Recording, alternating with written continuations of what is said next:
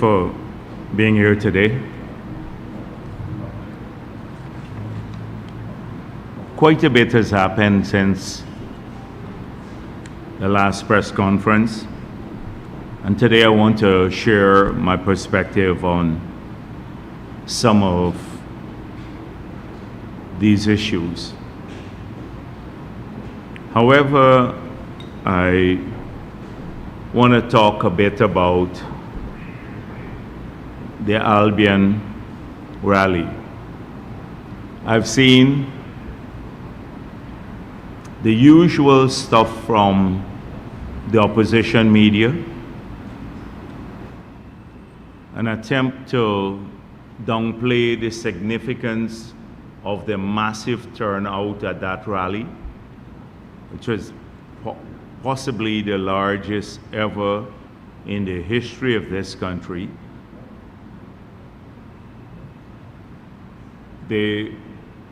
And then at the same time, they magnify the scanty gatherings of the opposition parties. The crowd in Berbice was mainly from Berbice, Region 6. Some people traveled up on their own. They were not bused to Region 6. That was an organic Region 6 crowd. Unlike the public meetings and the so-called rallies that we have seen from the opposition to create photo opportunities that are then pushed on their sympathetic pages to look as though they have momentum. So I saw a meeting at Parfait Harmony, and people were taken. I spoke with the people from Parfait Harmony. For a public meeting, they bus people into Parfait Harmony, and even then it was a small gathering. I saw the East Coast rally of the APNU, and again there too, you had people from Region 10, Region 6, Region 5, Region 3, who were taken to Melanie on the East Coast, an area that is historically a stronghold of the PNC and APNU. But they still have issues with the Albion crowd. In fact, somebody says, like the Kaichor News, it was just about 5,000 people there. And that rallies don't really win elections. It's true, rallies don't win elections, but it is a litmus test of people's willingness to come out on their own to support an agenda for this country, an agenda that is demonstrably positive and that will lead to a better future for all. And so we're thankful to all the people in Berbice who attended the rally, who walked long distances to get there and to walk on the road behind the convoys. In fact, this was all organic. The party did not arrange it. I saw people putting together their own motorcades coming down because they felt the energy. And what was so pleasing is that you had thousands, tens of thousands basically of people, but a significant number of young people who were part of the rally, which is good because often young people, sometimes they become a bit distracted by other issues and they don't engage in the messaging and participation in these activities. So that was pleasing for me there. In Moruca, the president went to some public meetings in Moruca and Madhya, and you saw the turnout there too. In Moruca, it was a massive meeting that we had, and it is reflective of our support in that area, and also what the PPP has done in the Amerindian communities that were all falling apart, dying just a few short years ago under APNU because of neglect, because of active policy of discrimination. And whilst we haven't been able to fix every problem in those communities and many other communities in the country, because really we have had 3 years to implement the agenda of the government, having lost 2 years to COVID, people have seen a commitment from the PPP to addressing the issues in their communities. And Amerindian communities have benefited enormously from the active support of the government. And if you talk to the Tushals or you talk to villages, people in the villages, they will see that. The same thing happened in Madhya. Madhya also, we had a good turnout there. It's a small community. But you had a really good turnout, and the president was able to explain the messaging of what took place there. So all in all, we were very pleased with how the campaign is going. There'll be several other big public meetings. You would see the numbers there, and the others can do whatever they want. Say the Starbuck News Win Party goes to Wakanam and get 30 people, and Starbuck News puts Wakanam in full support of this party. We could get 1,000 people, 5,000 people at a public meeting, and for them it doesn't matter because they're all biased against the People's Progressive Party. And that bias is reflected in a master plan. So let me talk a bit about what we have seen from the opposition. You know, the PPP has always said that there is this master plan of collaboration behind the scenes between Azruddin Mohammed and APNU and AFC. And the objective is to bring the PPP under 50% in the parliament.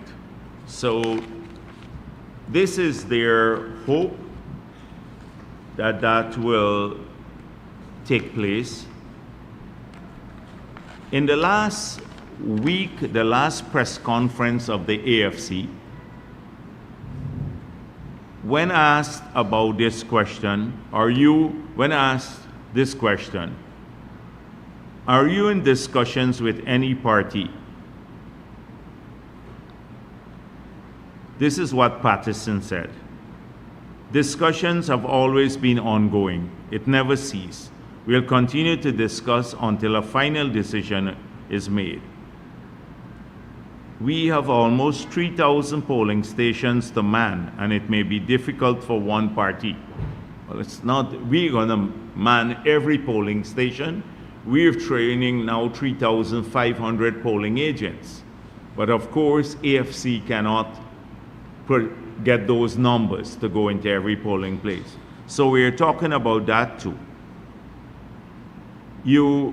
If you ask who, again, the simple answer is anyone other than the PPP. Anyone other than the PPP. They don't mind collaborating with the devil. They don't mind collaborating with an individual who is sanctioned by the United States of America and poses a severe risk to our country, our future, our well-being, our jobs, everything else. They don't mind collaborating. Anyone but the PPP.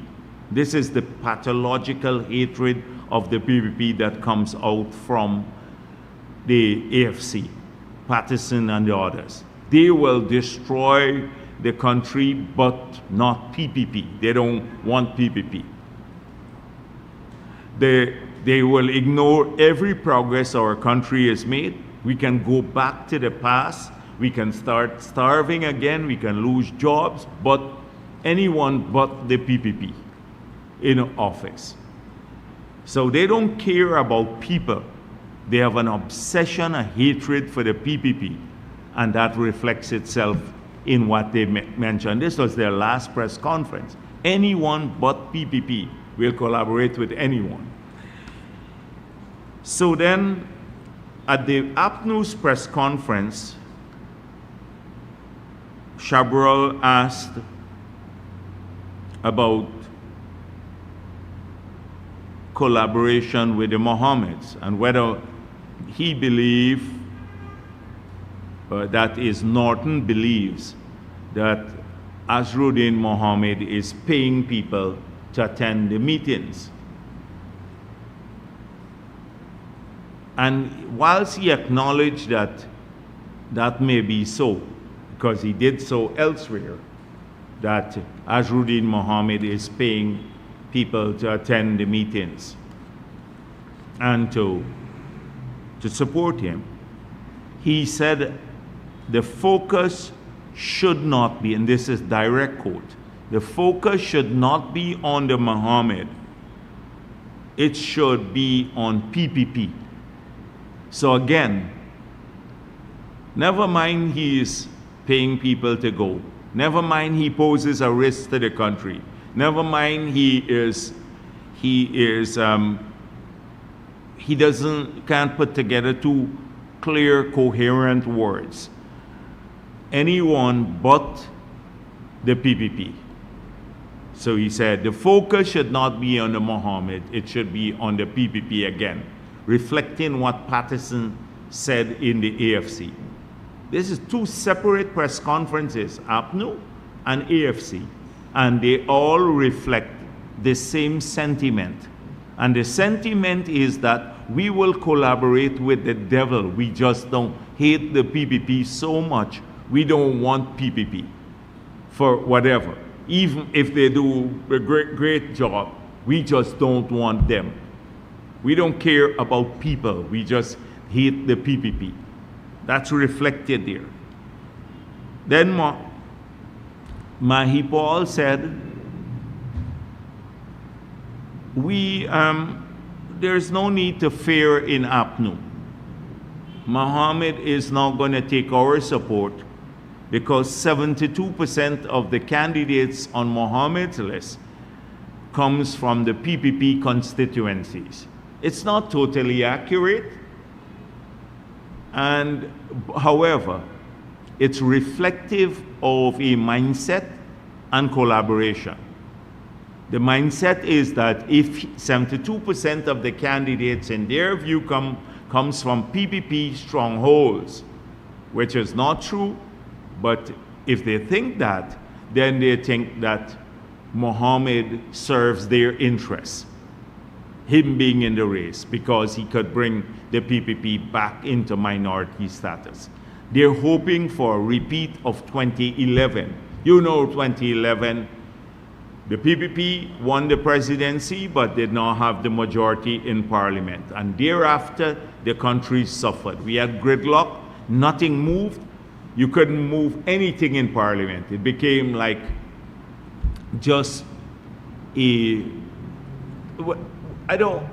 not just gridlock, but the pettiness that went on in parliament.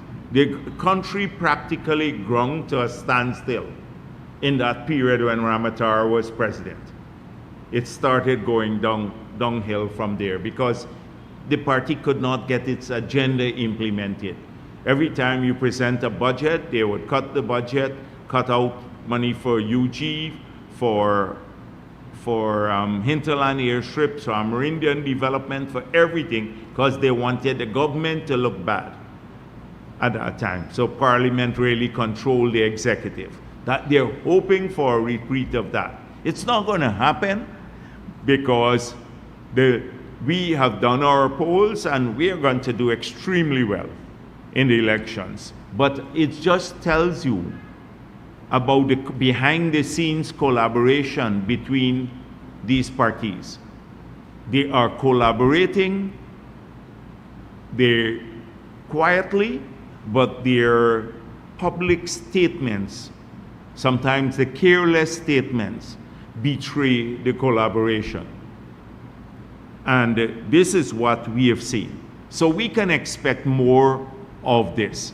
That is why Norton will not, even when the Mohammeds go into their base, he doesn't say anything about it, because he believes somehow they're going to be taking support from the PPP. So the hatred of the PPP is more important than the future of the country. That is what we're getting from the opposition, and careful collaboration.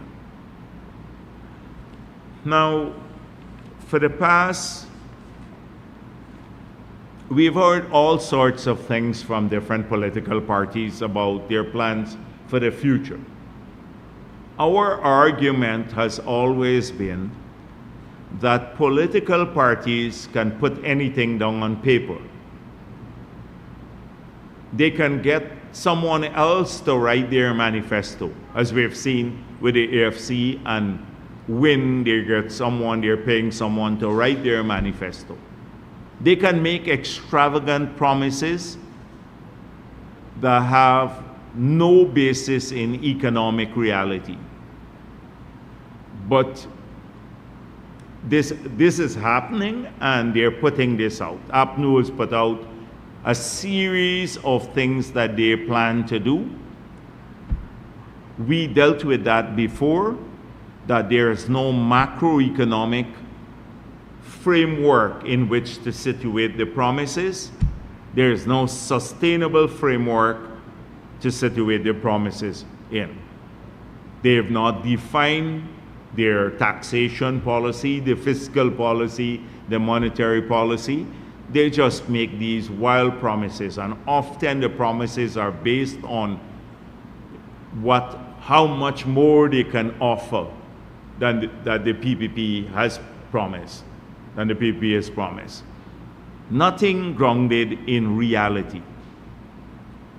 But APNU has been putting these out for the past few weeks now as part of their future manifesto. The AFC unveils a 100 days plan. Now, what they will do in the first 100 days, we remember in 2015, the 100 days plan, when they were part of APNU AFC together, nothing was implemented from the 100 days plan. They didn't implement the 100 days promises in 5 years. So we know where the difference is between promises and delivery on promises. We've been subjected to their deceit before. So if they believe they can come and deceive us again, then they have to think twice. All these promises they're going to give a 75% increase to public servants. The other APNU said 35% per year for every year, the 5 years. That will be equivalent to $1 trillion. We don't even have a budget. We have a budget about 1.1 trillion, and they would give all of it in wages and salaries to the public service. The threshold would be raised so high that it would wipe out our entire tax base. They would pay everybody's rent. They will deliver pumpkin and squash at cheap prices direct. They would give you for free. You don't have to go to the grocery market anymore, grocery stores. They would bring pumpkin and squash and everything to your homes in little packages and hand deliver them. Nonsense, you know what I'm talking about. Not real things. Because they believe that the season is about that. So we are not just, we have analyzed everything they've offered and we've come up with basic some basic things, that they are only saying what they're going back to the past, saying the things that they believe people want to hear so that they can get their votes. So they have no plan in implementing this, and they know they can say this because they're not going to win the elections too. So they can say anything. They can make any promise because they know they're not going to win the elections. But that's to mislead people. The Win has been saying they had a press conference recently, and the press conference seemed to have been inviting only specific people. So I saw a particular individual from the Starbuck News, a particular individual from, I think, Mosley area, and then Kaichor News to their press conference. And so they are handpicking people, and I believe that a lot of the people they handpick to go to their press conferences are sympathetic to their cause. They don't want to hold open press conferences where the tough questions would be asked. So the general secretary of that party, now Win Party, and I'm really thinking about giving up the general secretary job. Because if you could have Odessa Primus be general secretary of a political party, I don't have anything about people, you know, etc. But she's really a comedian. A comedian. That is, I got to rethink this job here that I have as general secretary of the PP. But that's an aside. She said they're waiting on the other parties to come out with their manifesto before they launch theirs, because they want to see what the other parties are offering. So the other parties, to their credit, even the APNU and the others, they might be talking nonsense and making wild promises, but at least they've been saying things. So I think she was not even questioned by the media, the curated media there, that was there. Not even questioned. So today I heard they're launching their manifesto. So obviously they've seen what's happening. So I saw some elements of the manifesto being spoken about by their presidential candidate, hiding from the media, surrounded at a public meeting in Parfait Harmony again, and trying to keep the media away from him because he can't answer questions. So he said, I will not take the salary of the presidential salary if I win the elections. So this guy, without serving a single day as president, has already been collecting president salaries. He evaded in 5 years $11 billion in taxes. So he hasn't even served a single day, and he's collected the salary equivalent to 275 years that a president would take to earn what he has collected already, stolen from the treasury. He doesn't need to collect presidential salary. He collected it already, the 11 billion taxes, only in 5 years that they were evaded from smuggling gold. 275 years it will take for a president to earn that. So it's nonsense, because you've already stolen billions and billions in taxes from the treasury.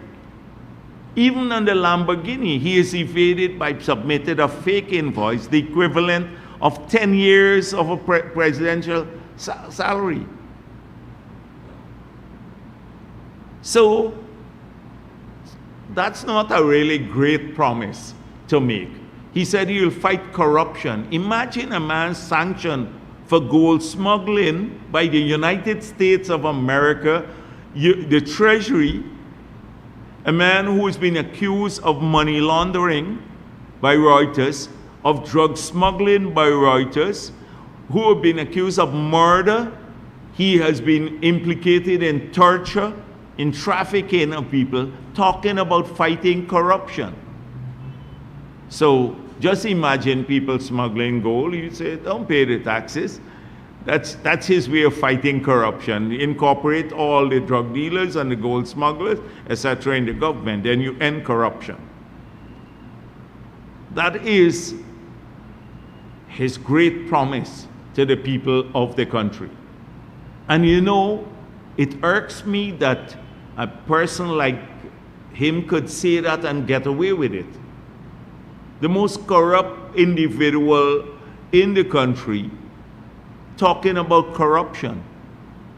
And it's not just corrupt, demonstrably so. You've been sanctioned for corruption and for smuggling gold by you're on international sanctions. You can't have any account anywhere in the world, not just in the United States of America. No bank in the world will do business with the Mohammeds. Nobody in the world can do business with the Mohammeds, and you're talking about fighting corruption. So today, in keeping again with that, with hiding him from the media, I saw them inviting the media to go to their launch of their manifesto, and then later changing it back where they said he would answer questions on everything and he would present their manifesto. They just said it's fake and it's invite only. I saw the sister posted it's invite only. So imagine sending out an advisory to the media and then saying invite only. So when you're coming to my press conference, no, you would only come by invitation. I wonder if I'll extend to the Kaichor News. If I had that choice, I will invite the Kaichor News too, but then I can handpick who I want. Invite only, and the press association will sit there and not say anything about it. Just imagine the PPP or any other party try to do that. Send out an advisory and say, you can only come to our launch or a press conference by invitation. We will handpick which media houses will go there. So let's see who they will handpick to go there. And there should be solidarity in the media. Nobody should even go because you shouldn't allow that to happen. But the press association will never say anything about this because they're going to hide him away again. And I suspect if they have a launch, somebody else would be reading or he'd be reading that. They'll have to prep him to read a couple of things and he wouldn't be able to answer anything on the policies. They'll prep him, they have him in school or they surprise us with a ruler, tapping him on the fingers and saying, read here. And there would, anybody from the media will ask him a tough question, they will jump in again to save him. You can't have that happening.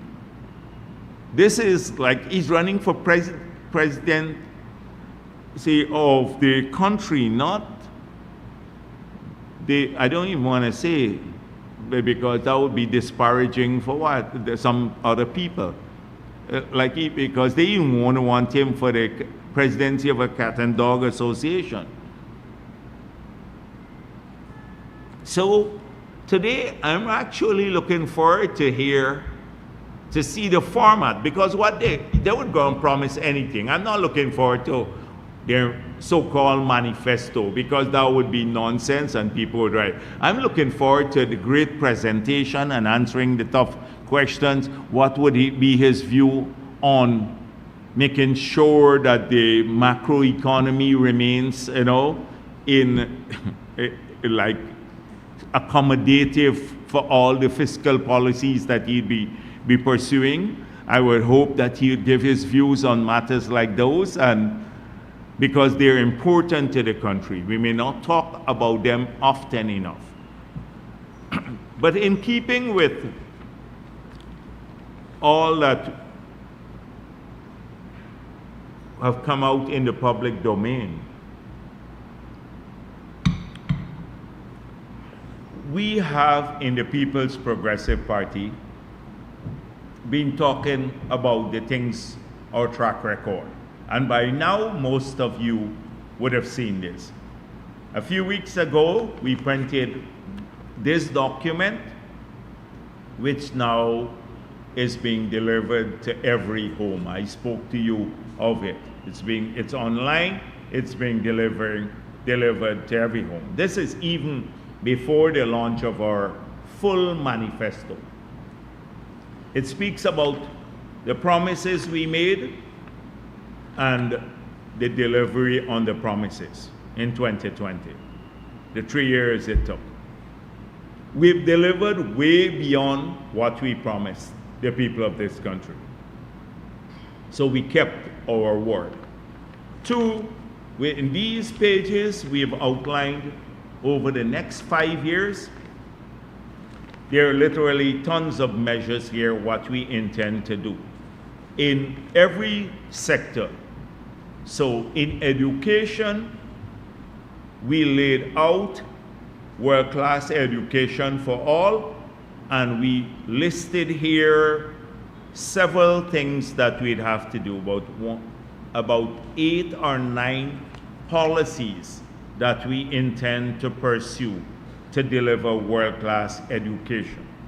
So it includes modern technology, artificial intelligence, digital school management and accountability, strengthening that so we get better results in the schools, because we find that schools that are better managed, where the headmaster, the headmistress have training in management, we get better results.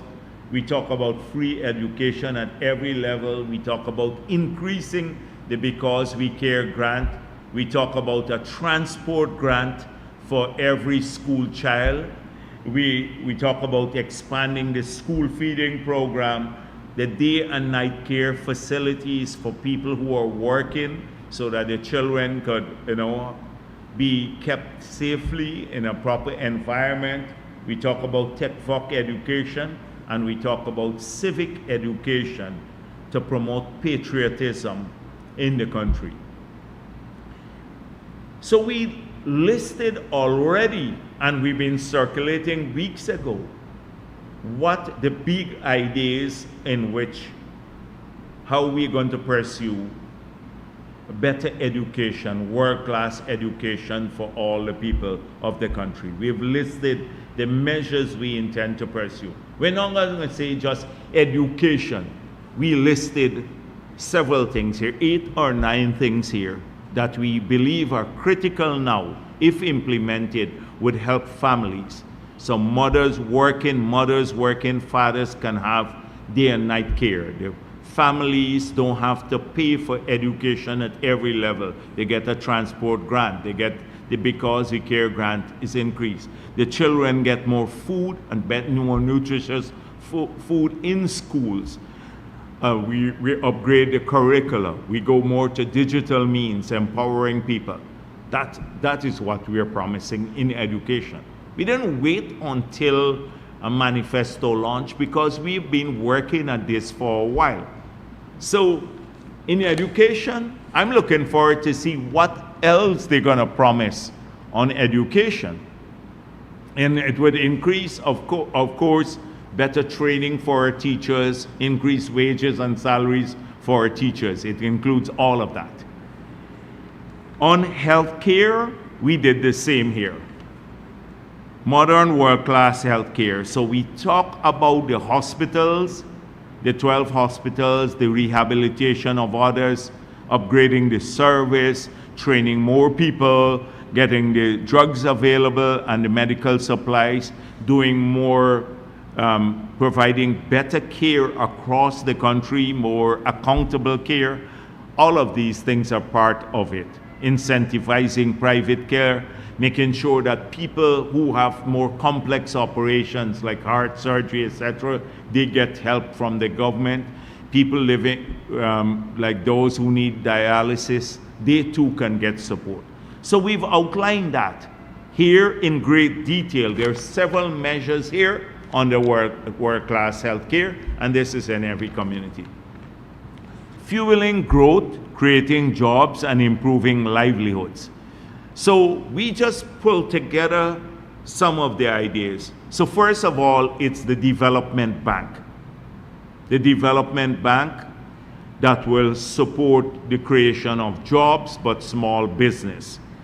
It's about opening up more lands for the miners and the farmers. It's about farm to market road, D&I.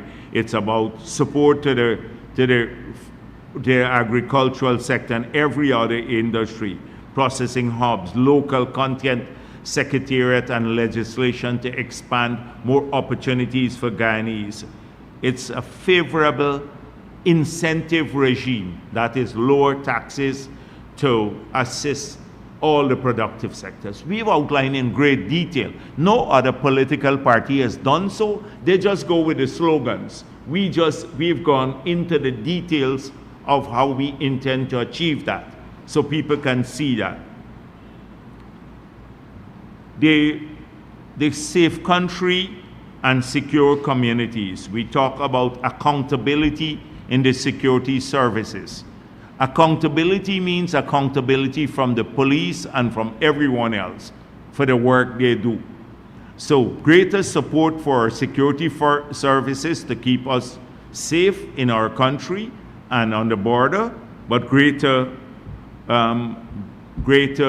accountability on the part of the law enforcement agencies. Of course, how we intend to pursue that, we talk about it here. Training, technology, all of these things are part of investment in our capability to police the exclusive economic zone. That's part of it. This small flyer has all of that.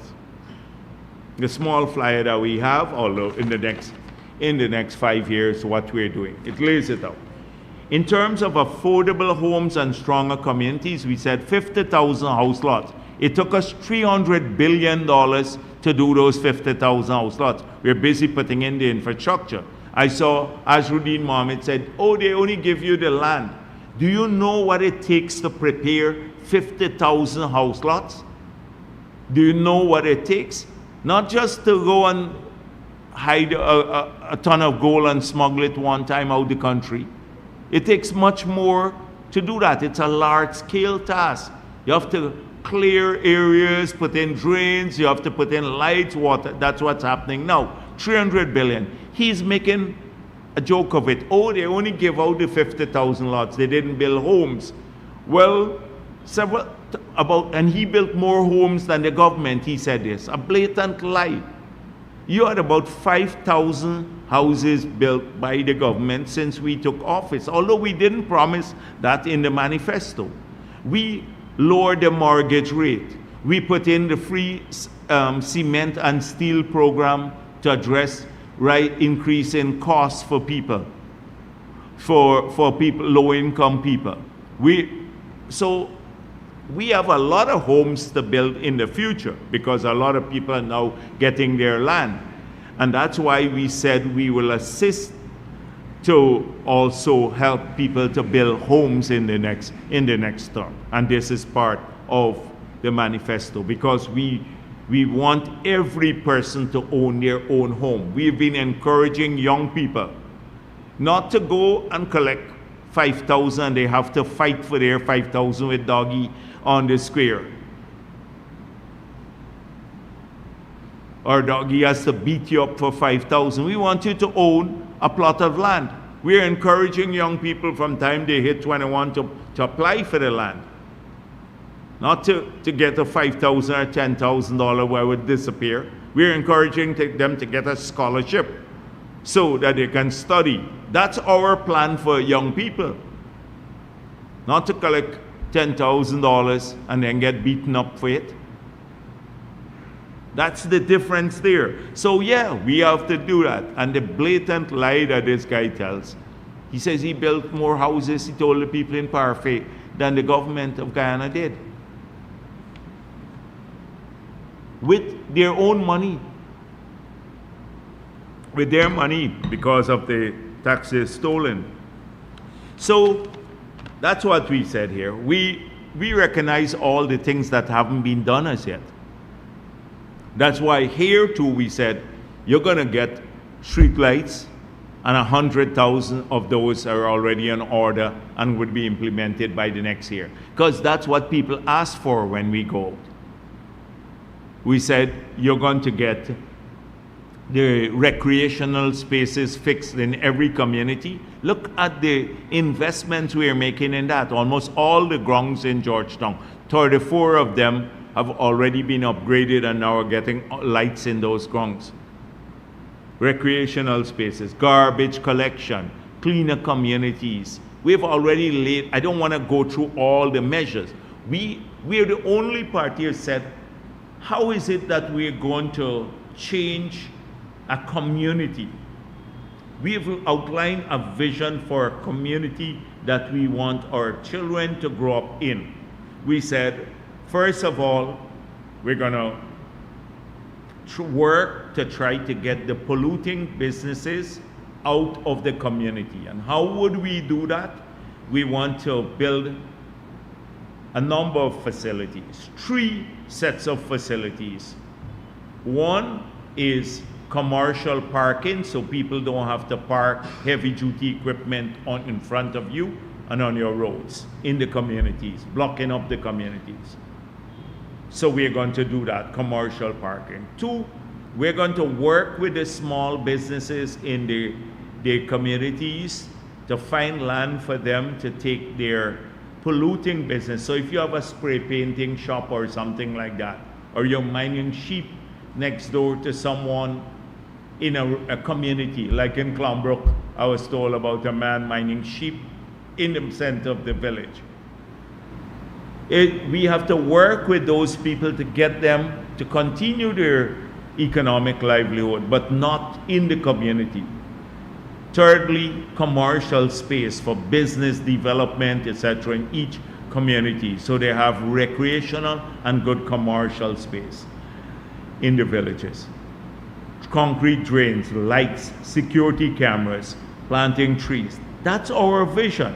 So if people have good jobs, they have decent communities, safe communities with recreational spaces. That's how we want our children in the future to grow up. We're taking time to define that in our manifesto. Not just the populist things, but how we see our communities and country evolving. And so that's clearly outlined here too. Not in the great detail I'm speaking about it, because just at 2 pages where we can speak about the future. It will be at the bottom here, you will see this is not our manifestos yet, but it has major issues here that we dealt with.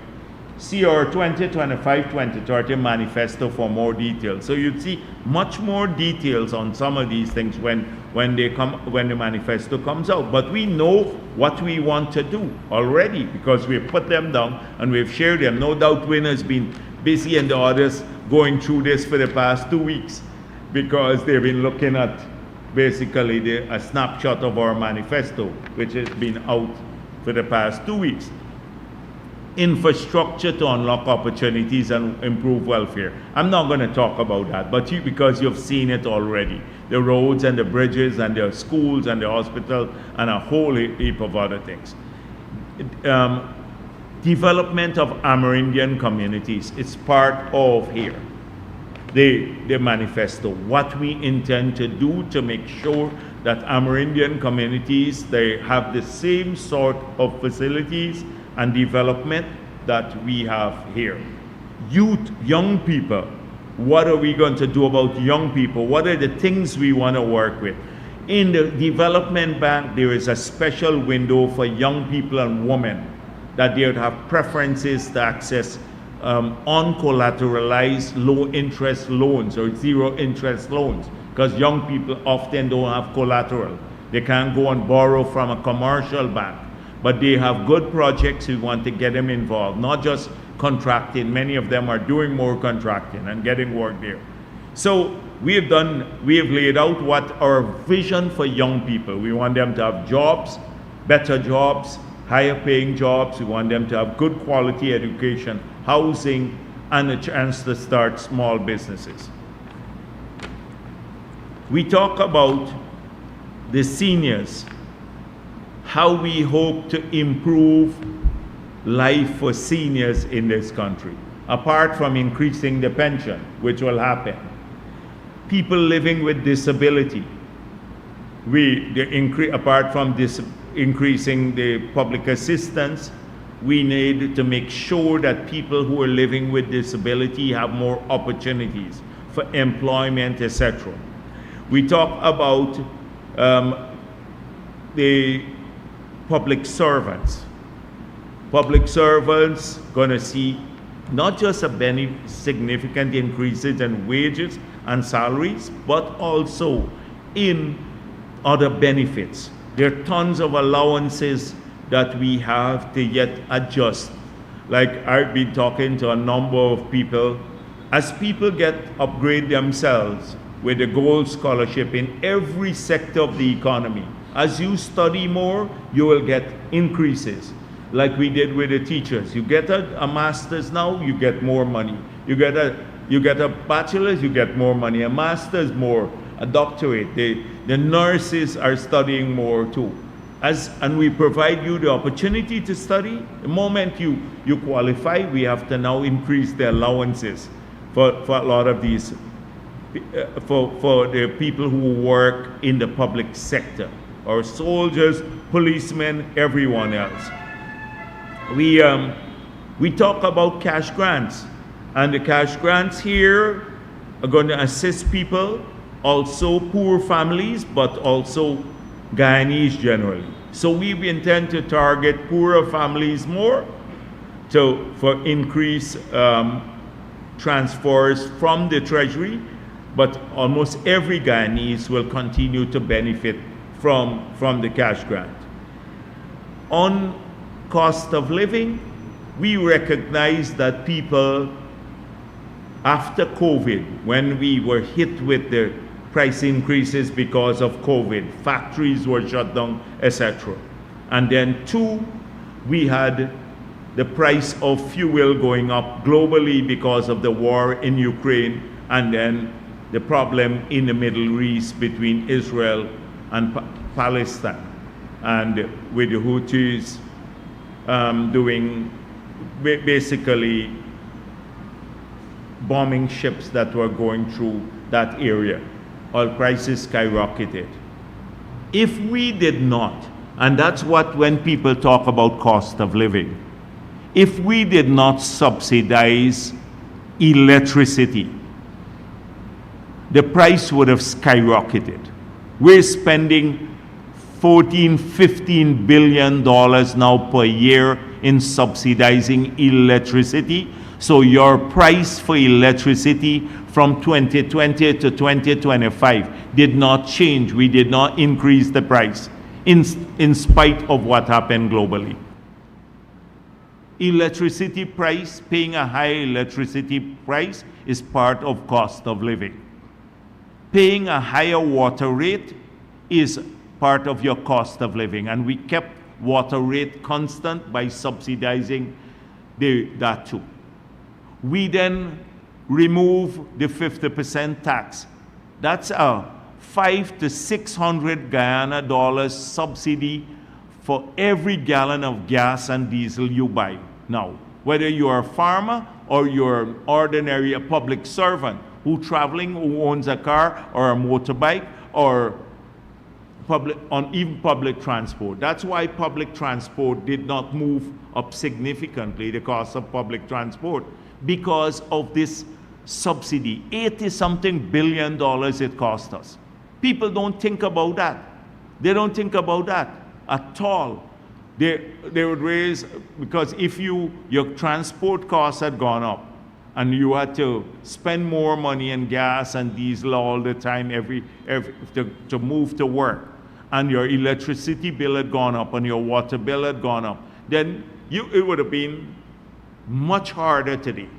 But because of this subsidy, and we did it because we are concerned about the issue. We also brought down mortgage rates for people.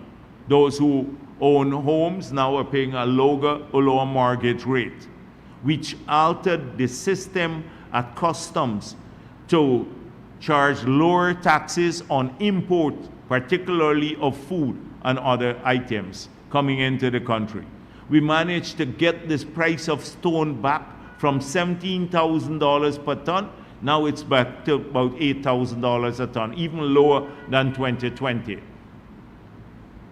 So food prices have moved, but I've seen it's variable. I saw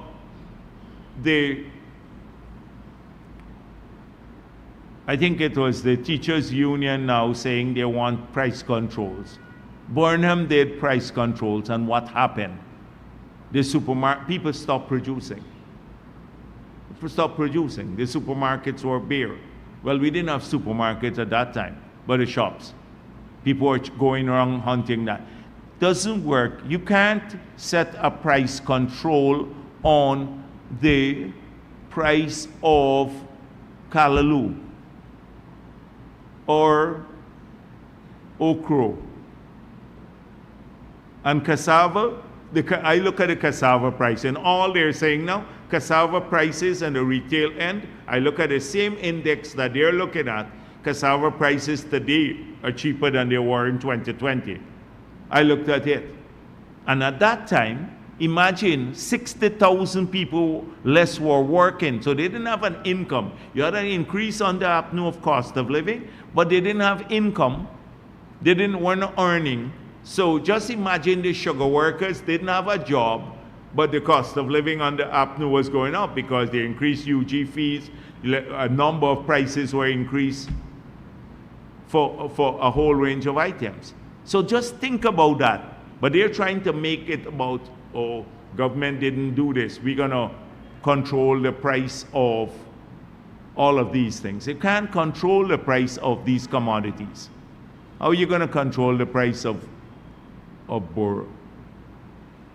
So we have to work now to make sure that we have greater production. Once you expand the production and the supply to the market, why you think the black eye that we import now from abroad, which comes in at a higher price, we are producing, within 2 years, we're going to produce all the black eye we consume. Within another 2 years, we'll be doing all the red beans that we're importing. We'll be taking our soya production and pressing the soya bean oil so that the hundreds of containers that come in every month to supply our need for cooking oil, that we can produce it right here in Guyana.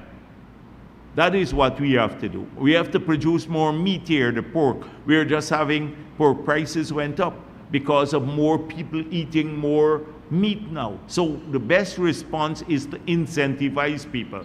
We have to put it now to produce more. That's why we're talking about artificial insemination on a large scale.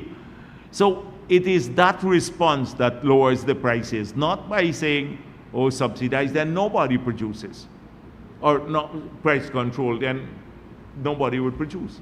It's nonsense.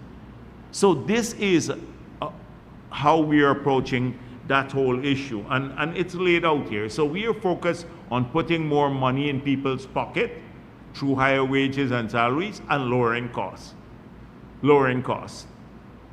We're taking away the cost of funding education and health care from you, from your families. So you can go to any public hospital and get proper care. You don't have to worry when your child is born about their education, because the state will take care of it.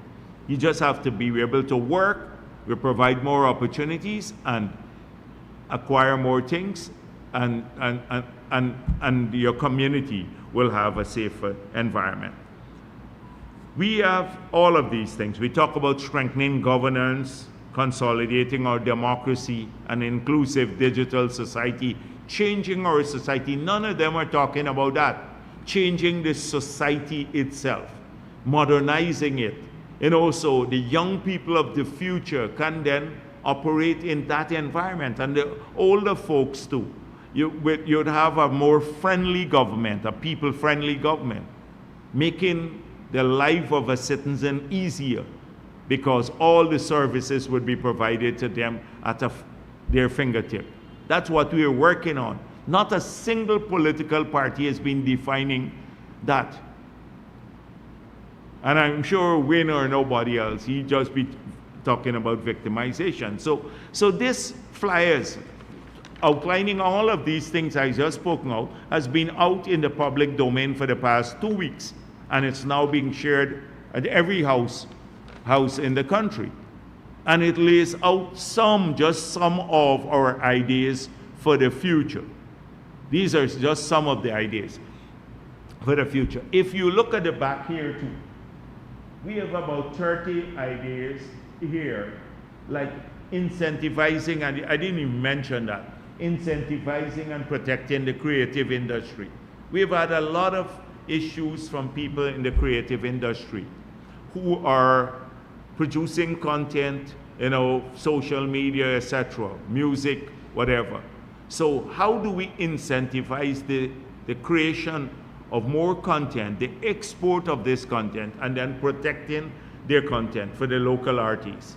That's part of our plan. Protecting women and children against sexual and domestic violence. We have seen this.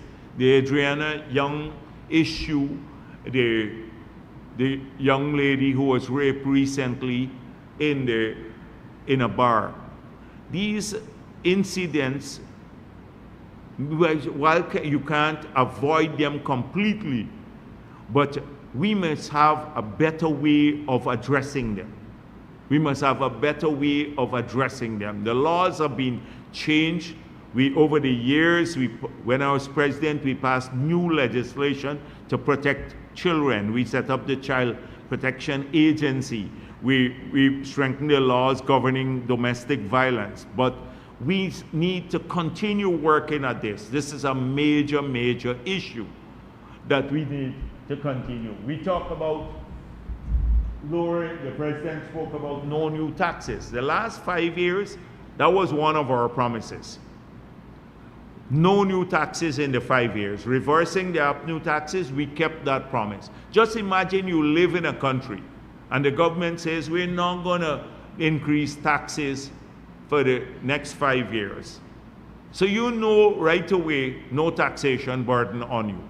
And they actually did it.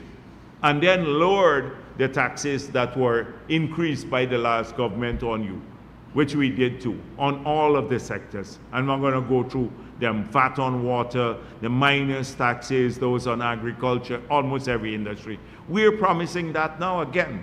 No new taxes in the next 5 years. So you can leave here, because you're talking about a serious party, not these other parties. When it says you can rest assured that every time you hear the Minister of Finance on the PPP government present a budget, you know for sure now that there will be no new taxes in that budget. You don't have to worry about it.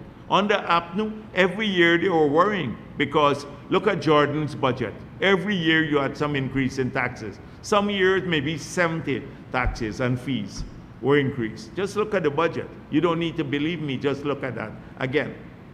So we are making that promise again. The reduction of taxes on vehicles, particularly what the president said. In schools, the president spoke about we listen to people. We're not just building sports facilities. So you see sports facilities there. We're now going back to a culture of reintroducing sports and as a means of remaining healthy as part of our learning system. The president announced from the next term, every Friday afternoon we'll go back to sports, be dedicated to sports.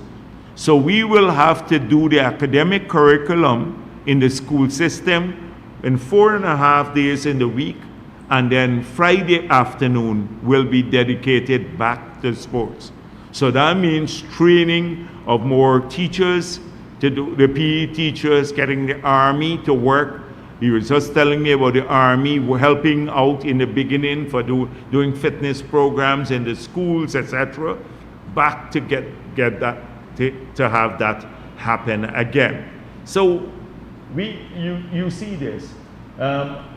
there's so many other things that you can read there. We also so these are all commitments we made. So you don't have to wait. We've done this before, long time before. You don't have to wait on the PPP, some manifesto. We've been talking about ideas. And we don't care whether people steal the ideas or repeat the ideas. It's not a concern of ours. It's there because we know they have no plan to implement whatever they say. We have a clear plan. And from the consultations and along, because we shared a document in the consultation, that we had where we spoke about animal rights and stuff. So there were several additional things that came out of the consultation about, and I'm not going to list, they're long here, but they're about like welfare for animals. These are more expansion basically of the broad thematic areas. For example, integrate constitutional and legal reforms to protect vulnerable groups. We already promised that through the constitutional reform process, we're going to update frameworks, uphold cultural and religious inclusion. You heard the president already spoke about using religious organizations to assist us with creating the new society that we want to.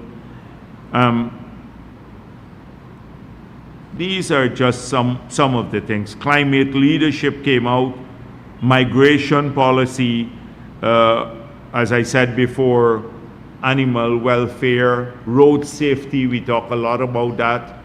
These are just some of the additional things, but I'm not going to go through that here. Why did I spend the time here? Because we're already on the ground sharing this out. On weeks we've been doing this. We're on the ground already telling people what we're going to do. We're not a party. And every one of these things we've costed, they're part of the framework. So they're not going to lead to the country financial ruin in Guyana. They're not going to lead to financial ruin. Because that is what happens when you make these promises and they're not supported by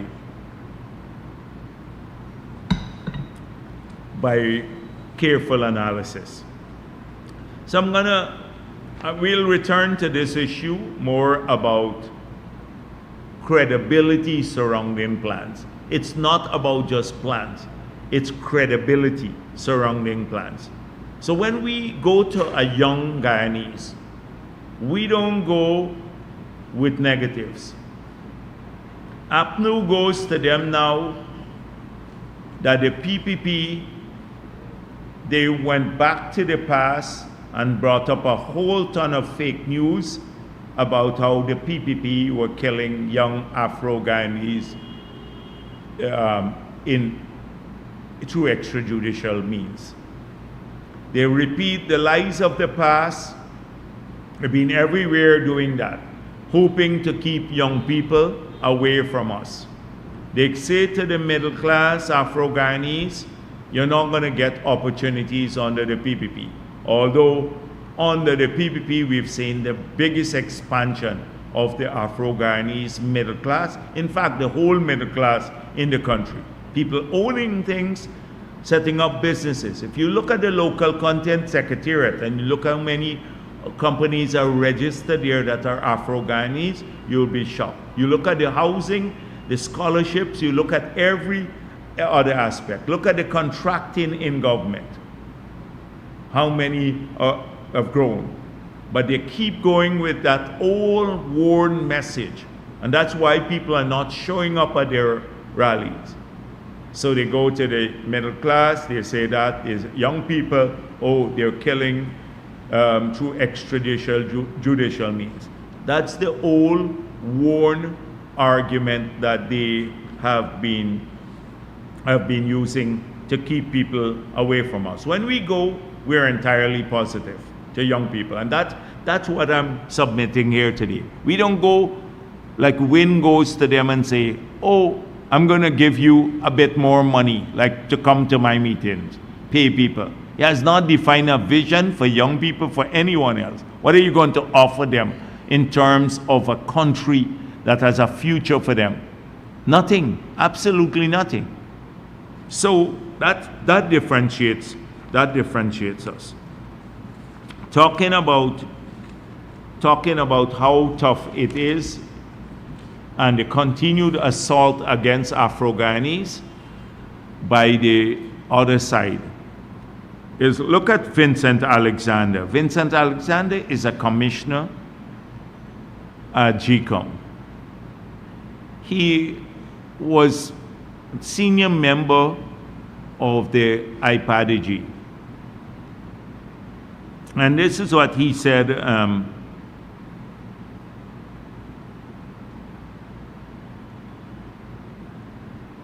about James Bond. He talked about James Bond. Prominent political figure Vincent Alexander believes the decision of former PNCR James Bond to align with the PPP Civic has nothing to do with shared ideologies. According to Alexander, it's a trauma response. So James Bond doesn't have a brain. James Bond doesn't have the faculty to reason.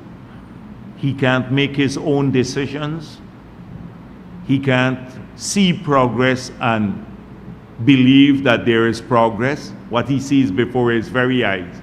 It had to be some trauma response. They're trying to, so this is just the intellectualizing of the cuss out against people who have come to us. It's the counterpart of what the other person, I forgot his name, again from the WPA, Hines, who calls them file names. So one hand you have a double assault, one calling people lick bottoms and all slaves, slave catchers, and all sorts of things, and another one, trauma response. He's saying that James Bond is black people have historically been used as surrogates to invalidate the efforts of their own communities. So James Bond can't see the progress in Melanie and the neglect under the PNC. But because he's Afro-Guyanese, he must turn a blind eye to it. Because we own you, and you must vote for us regardless of what happens. Not go to a party that says, we're going to do this and does it. And a party that says, we're trying to bring people together, all of our people, regardless of their race, work together. That is the sort of thing you get every day. And this propaganda is rife out there. Thankfully now, people don't care too much about it. They don't care about it because the people who are saying this are desperate. They are a dying breed. They're out there. They have nothing to offer. When Aubrey Norton says this or Vincent Alexander or the other, what do they have to offer people? More of the same neglect that they did in the past, more lies, more, oh, we love you, but let's get our hands on power. You're not going to see any progress. That's what they're doing. On the other hand, we don't make it look like, oh, people who come to us, they don't have to feel that they have to repent or atone for their past. People had a right to choose in the past, and they have a right to choose now. And they are part of a movement that is trying to build Guyana. The PPP is trying to create that. And it's made up of people of every race, Indo-Guyanese, Afro-Guyanese, mixed people, Amerindians, everyone. That is what we are working towards. So this constant assault is, they're hoping to keep people away by going at this. Look at their rallies, that's all it's about. Oh, the extrajudicial killing. I saw Paul Williams, the then a former deputy commissioner, maybe, yes, he was deputy commissioner, mounted their platform and said the PPP discriminated against him, maybe implying because he's black. And then you look at it, another Afro-Guyanese, Hickens, is Afro-Guyanese, who is the commissioner. But did we really discriminate against him? The Paul Williams was 2 times he was considered by President Granger for the top positions or position in the police force, and both times he was bypassed. By the time we took office, he was already on his way out. He had to retire and he had accumulated leave. Twice it went to President Granger and he did not select him to be the commissioner. He picked other people and ahead of him. And in fact, when I had the consultations with President Granger, and he selected remember Ramnarayan was considered close to the AFC, was the acting commissioner at that time. And he didn't even consider Ramnarayan, although he's acting commissioner, for one of the deputy positions. And I said to him, here is an Indo-Guyanese guy, you have 4 persons that you're considering, and he's acting in the position, and you didn't even consider him. And he said to me, I had specific reasons. Didn't say what they were. If you talk about discrimination, and Ramnarayan was not pro-PPP, he was pro-AFC, couldn't even be considered. But making it seem, he mounted a platform at Melanie with a crowd from all over the place that they had to bring from everywhere else, and told them it's a PPP that discriminated against him, so he couldn't be commissioner of police, when Granger bypassed him twice. This is the rewriting of history, the lies that they tell to keep people. So those people who are there who may not have known it, say, yeah, look, the big bad PPP bypassed him again. That is the constant thing. I've seen Nigel Hughes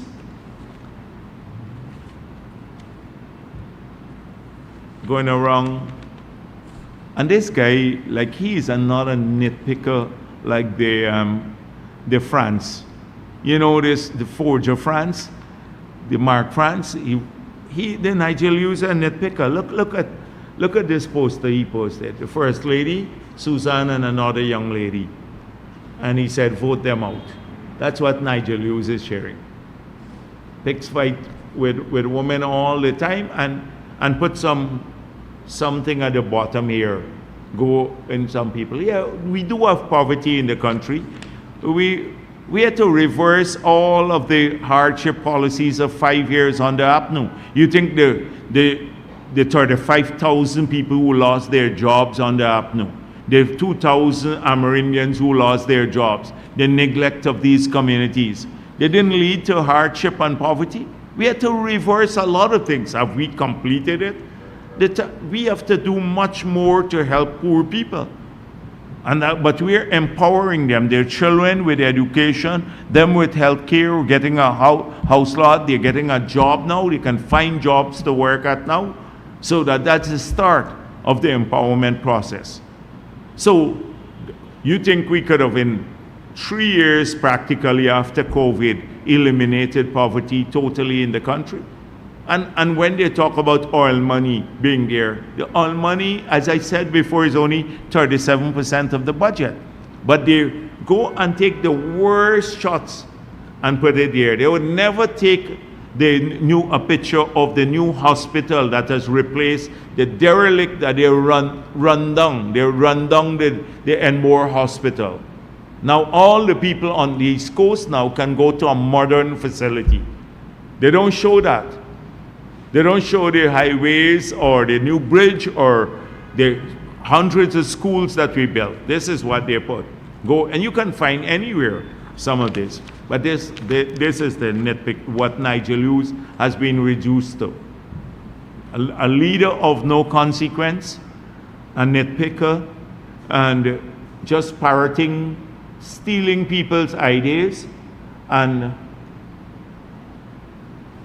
like some lady accused him of stealing all of her ideas and not paying her for it.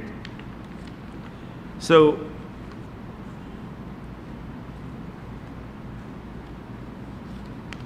maybe I should end here. What time is it now?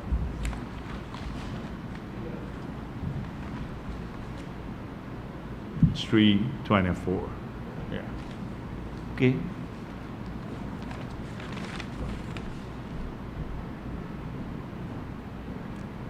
Yeah, thank you.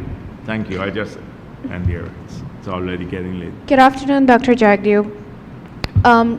The APNU Prime Ministerial candidate Jorita Fernandez has proposed 50% in LCDS funding and changing the village-led model to giving residents directly. In your view, What did she say? they're proposing to increase the LCDS fund to 50%, and instead of giving village councils to manage the funds, they're proposing to give residents directly. In your view, how is this unsustainable, and why is village-led management important? Secondly, air travel has been a challenge for Hinterland residents for many years. What concrete initiatives will your government implement in the next term to reduce the air travel? Yes. So we reduce, first of all, we remove the VAT on hinterland travel. So under APNU, air travel moving freight into the hinterland was already high. And then they put a 14% tax on it. We removed that. It continues to be high. When the two shows were in Georgetown recently, we spoke of this. We said we are going to try to connect more communities with roads. So in Region 8, for example, if we can connect Region 8, which we plan to do, to Region 9 by roads, by a road, a main road, then we don't have to fly all of the goods that they use into that region. And that's part of the plan, connecting the two regions. So that is one of the long-term plans. Maybe in the next 5 years, we'll work on that. So that's connecting. They would then be able also to produce stuff there and get it out to the market, which they can't get. So it makes it easier for that to happen. The same thing with the Latem Road would be upgraded. So it's easier to move things down by trucks. Within Region 1, by completing the Hosoro, the Kwebana to Maruka Road and the Wauna to Mabaruma, and then Port Kaituma to Machu's Ridge, it gives us more options there to lower cost, the freight. And buying a second vessel to go to Region 1 would also help vastly with that. That's part of the plan. I think I spoke of it last week. So very concrete plan. Then we said in Upper Mass and the other places that are where it's tough, that if we don't see any movement, the operators say to us, the people who are operating the aircrafts, they said that, listen, we charter, an individual will charter the plane, and then they resell the space on the plane or the cargo. And the price is at least 35% higher because they make money from the charter. So we said, if that can't be reduced, that there would be a commercial arm to the GDF. And we will buy more aircrafts. We said it here, the president repeated it in Madhya, that we will buy more aircrafts to populate that commercial arm of the GDF that would assist with reducing the cost in the hinterland. On the coast, I already told you about the way we will address it by greater supply response, some of the cost issues. But those are very, very specific plans we have. No other political party has been able to outline. You get platitudes from them. These specific initiatives. So on the LCDS funding, it's amazing how dishonest and shameless people could be. They were touting that Granger had this great plan, the Green State Strategy. It didn't earn a cent for the country. Didn't earn a cent. It was going nowhere. We had to spend the money to develop it, money that we left from the early LCDS that they were opposed to. They were opposed to the LCDS. Granger said he couldn't look at that. They have not been supportive of the LCDS until now. But now they want to use the money from the LCDS that they were against, including supporting the APA to be against it, trying to block it. Now they want to use the money. Jurita Finance is talking about how she will use the money earned from the LCDS. So we made it clear that 15% of those funds will go to the Amerindian communities. So far, they've been getting over 20% of the funds from the first 3 years. 14 billion went to the villages. The villages have to decide on their own how to spend the money. We don't tell them to do that. So that means the people in the villages have to go to a public meeting. They have to send us the minutes of the public meeting that was held, and they have to decide on the projects for it to go to. They're getting this money, over 14 billion that they try to block through their surrogates. The same Jurita Finance and all of the others. Now the rest of the money is going now to safeguard the coast of Guyana from region 2 all the way to region 6, the entire coast. We're spending it on adaptation measures to safeguard our villages, our communities against flooding, etc., and opening up more lands for farmers and other people along the coast. That's where we're spending the money back in the country. But suddenly she wants to take FIP because went to Bartica, had a disastrous showing there. Nobody pays attention to them anymore, so they're talking nonsense. But just look at the shamelessness of this. They're counting on using the money for an initiative that they're opposed to. That we, through our creativity, we implemented. Sure. Hi, Vivi. Tricia Silvers, Guyana Times. Follow-up to Luan's question pertaining to the LCDS. Guyana has been able, through the LCDS, to receive a significant result-based payments for I would say, forest climate services. Some of those coming from HES, I would say Apple as well. And it's reported that 16 global airlines would have been among those. Can you say what some of the names? Can you disclose some of the name of those airlines, as the information has not been out there? And secondly, is Guyana in talks with any other organization to sell more of our foreign climate services? And my final question, as it relates to the Damara Harbor, the new Damara River Bridge, it is highly expected and anticipated by the Guyanese public. However, the deadline is slated for August 31st, with the general and regional elections being set for September 1st. Can you say if there are any plans to fast-track the project so it can be commissioned prior, or will we see it being commissioned after elections? So whatever is safe to do. First, I saw this nonsense about the testing and the weight, loading and all of that. People talking about.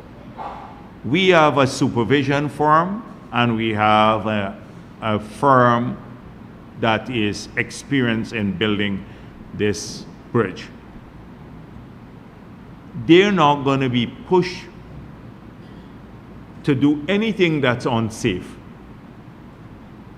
So I don't know when they would actually complete it. It would be very soon. They're now hooking up the final span across. It will be very soon. You can see that if you drive across. But we're not going to push them to meet an artificial deadline just for the sake of the elections. The people in Region 3 and Region 4 who use that bridge and every other region see it every day. They know what the commitment we made. To get a structure up like that in such a short period of time, basically it's 3 years after COVID, a structure like that nearing completion, and with the highways, all the associated highways, is phenomenal. And they see it, and they know that it's going to be completed soon, and they'll be using it. It's 4 lanes now, so you don't have to worry about the bridge congestion. Even, I don't know if they would allow overtaking on the bridge, because I don't know about these things, but it's 4 lanes now. And so it would be easy flow of traffic. It would be free. They don't have to stop at a station or whatever, toll station, and pay anymore. It would promote free flow of traffic. They don't have to worry if they're partying in Georgetown. I don't know what time the bridge would be open to go back home. Just that they shouldn't drink and drive, because it's going to be very tall. You don't want to fall off that at all. You don't want to have an accident anywhere. It's going to be very, very high. And so, I haven't driven a long time, but I think people need to learn to drive over those structures too. May have to take them through to some means of doing that, but it's going to happen. They see it every day. Which other political party could have structured that in this way? They take a long time to do. Like, they love Patterson talking about some small project, and they just love to talk about them. All the time talk about it. Oh, we had the idea, we plan to do it. They even falsely claim things, and they never get it done. Because we're focused. We always are focused on getting things done. So we're not going to push anybody to, of course, I love if it's done before the elections. They can complete it safely before the elections. I love that to happen, so people get a feel for it. But if it doesn't, you'd have to live with that. We want it to be done safely. The question on the airlines. I don't know all the airlines, but it's through it's a facility, so that based in Singapore, but it's a small quantity too that we've sold to the airlines. But the good thing about it, we're hoping to grow from there. So it's sold in block to a group, and then they probably are using the airlines to utilize it to offset their emissions. The good thing about this is it's one of the first time we've sold into a compliance market. If you recall, yesterday I spoke at the Biodiversity Summit. And it was running late, so I did not want to make, because they had presentations that went way longer than anticipated. So I did not want to kill the event with another long speech, which I had. But I made some key points about model building and how those have to be scrupulously observed as we try to build a model for ecosystem services outside of forest carbon. The original idea was to build a model to market all ecosystem services for Guyana. But we chose to select forest carbon and not water and biodiversity related services, largely because there was a compliance market globally for carbon as an offset market. So we did rigorous technical work to support the model building. So I pointed out here again that there is a whole body of work done on biodiversity that we must, good quality work, that we must pay heed to. But we must not be swamped by the science, because the alliance is less about the science and more about building support for preserving biodiversity globally, because there is a crisis globally in the loss of biodiversity. We are losing habitats and species at a lightning rate. And the whole planet and future generations would be poorer, because when they grow up, the children, we would have lost some species on this planet. They would be extinct if we don't address that problem now. So we need two things to make this happen. We need global political support, and we need global financial support. The political support to allow us to achieve the target set, which is 30% land under protection by 2030, and financial support to assist countries to protect these areas.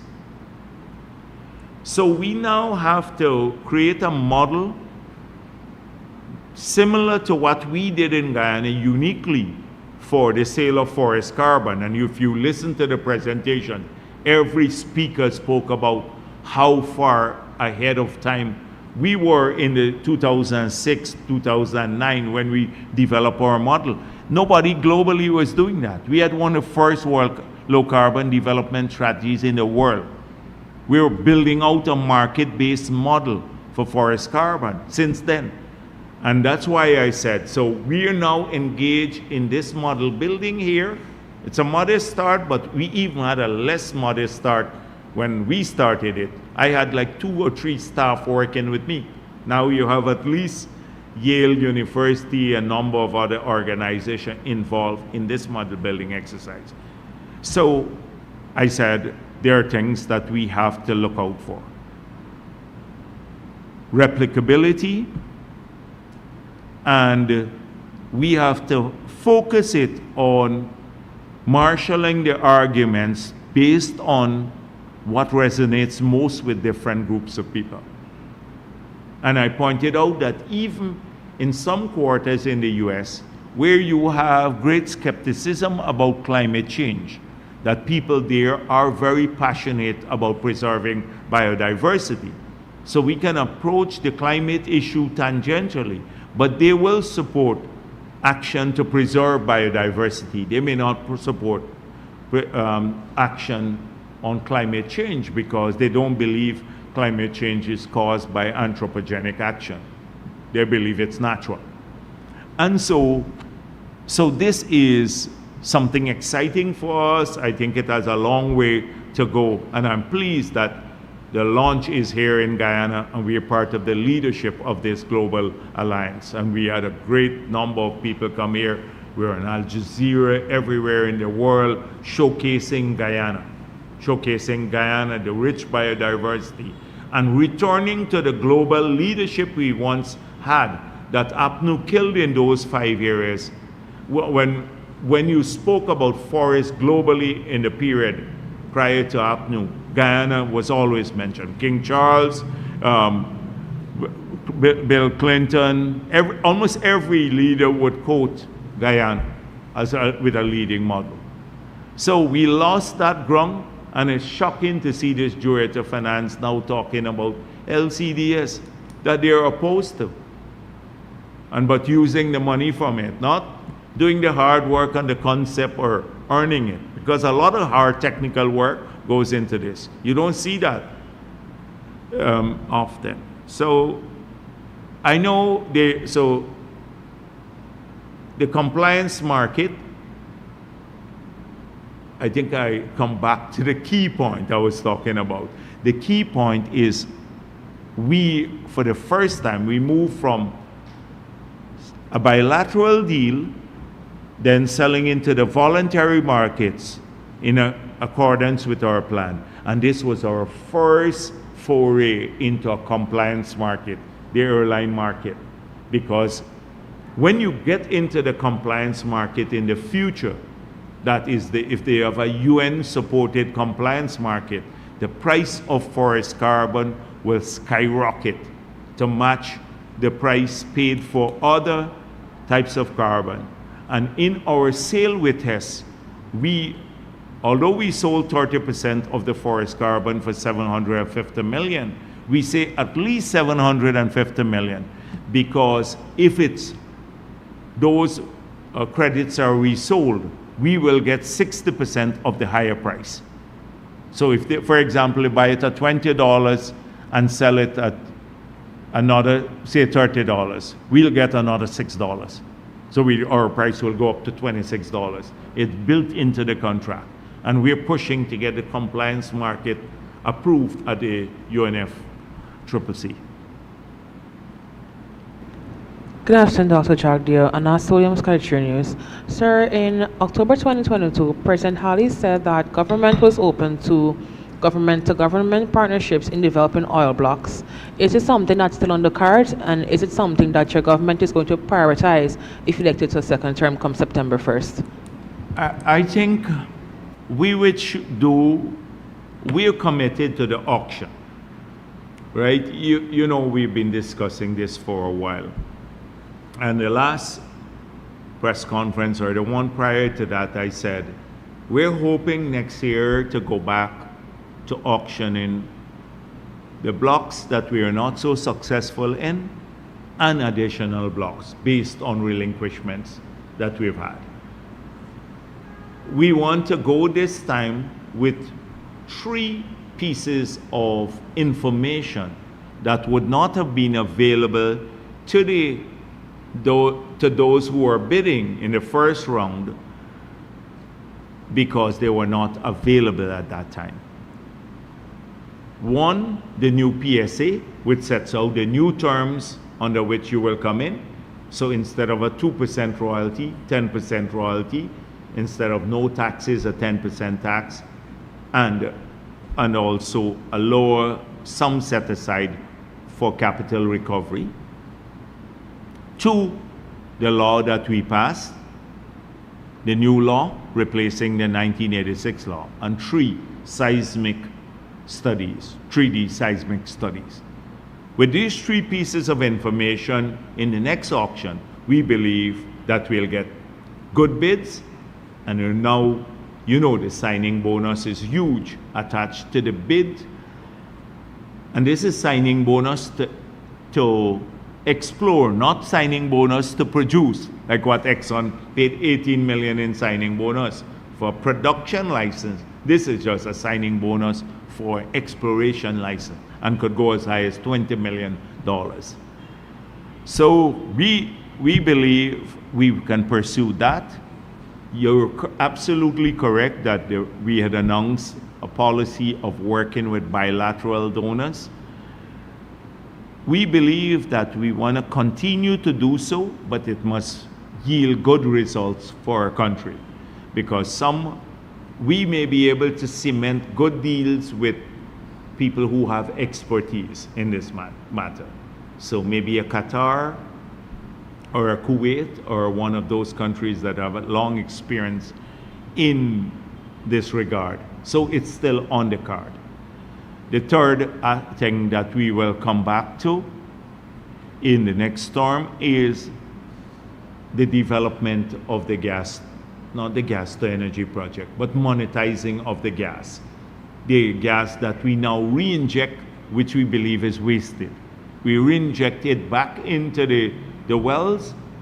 Exxon claims it needs that to keep the quality of the well up. We disagree. We believe that that gas could be monetized and bring a significant sum of money in additional revenue to the Guyana. And we will pursue that. That's the third thing. Fourthly, we will have to start improving the way we monitor and manage these agencies. We've put in place more tools now through the new law, through the EPA permits, etc. We now have to step up our monitoring and evaluation of these entities that are producing offshore. Those are some of the, in a nutshell, 4 things that we can move back to. Sure. Dr. Jagdeo, Cordell Jones from Live Wire News. Yesterday at the Biodiversity Summit, the U.S. Ambassador shared some thoughts on the possibility of Azrain Mohammed making it into Parliament. Could we have your thoughts on the views expressed by the Ambassador?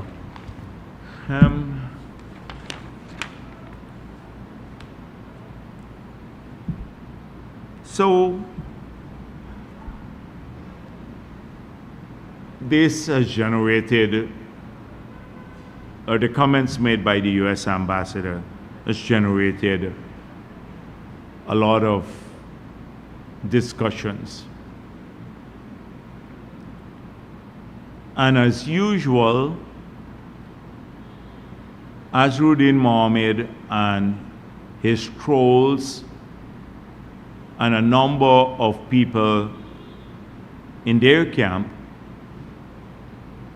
they tried to distort what the ambassador said. And I think I have the transcript somewhere here. Maybe I can't find it. I don't know if I brought it. But she was very clear. She was speaking of what happened around the world in similar situations and how the United States views certain matters. So she spoke about their reticence to engage with committees in the parliament if you have certain individuals on that committee. The United States of America sanctioned Azrain Mohammed. The Treasury sanction is a serious sanction. It's not just like taking away your visa. That's a form of sanction too. This is a serious sanction. It dictates how U.S. entities can engage with sanctioned individuals. The OFAC statement said, you are prohibited from dealing with these individuals. As a result of that sanction, the Mohammeds were part of a team that was developing a facility in Vredenhoop for Exxon. The Exxon, they had to leave that consortium because Exxon could not do business with the Mohammeds. People forget that. Exxon could not do business with the Mohammeds. The U.S. ambassador said, any member of parliament is seen as part of the government. The way they see governments abroad is a combination of the executive, the legislature, and the judiciary. So if you have a transgression in the judiciary or in the legislature, guess who answers for it? The executive. We have to answer for that. Never mind, we have no control over the executive, the legislature, or the judiciary. So she said, U.S. companies will like in other cases around the world, have difficulties engaging here, and it could affect private flows to Guyana. This is a real issue. So what's wrong with her speaking of, she represents the United States of America. The United States of America sanctioned this individual. And she's saying now that US companies, based on what is the position of OFAC or the Treasury, would have a great difficulty in doing business with him or maybe with Guyana. It's a statement of fact. But they are making it to seem somehow that otherwise. First of all, they've been downplaying the repercussions of the sanction. So they're saying, oh, this is nothing.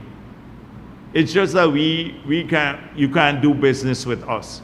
That's what Mohammed is saying. It's not bad. We make all the decisions. You remember the outside of the Umanayana.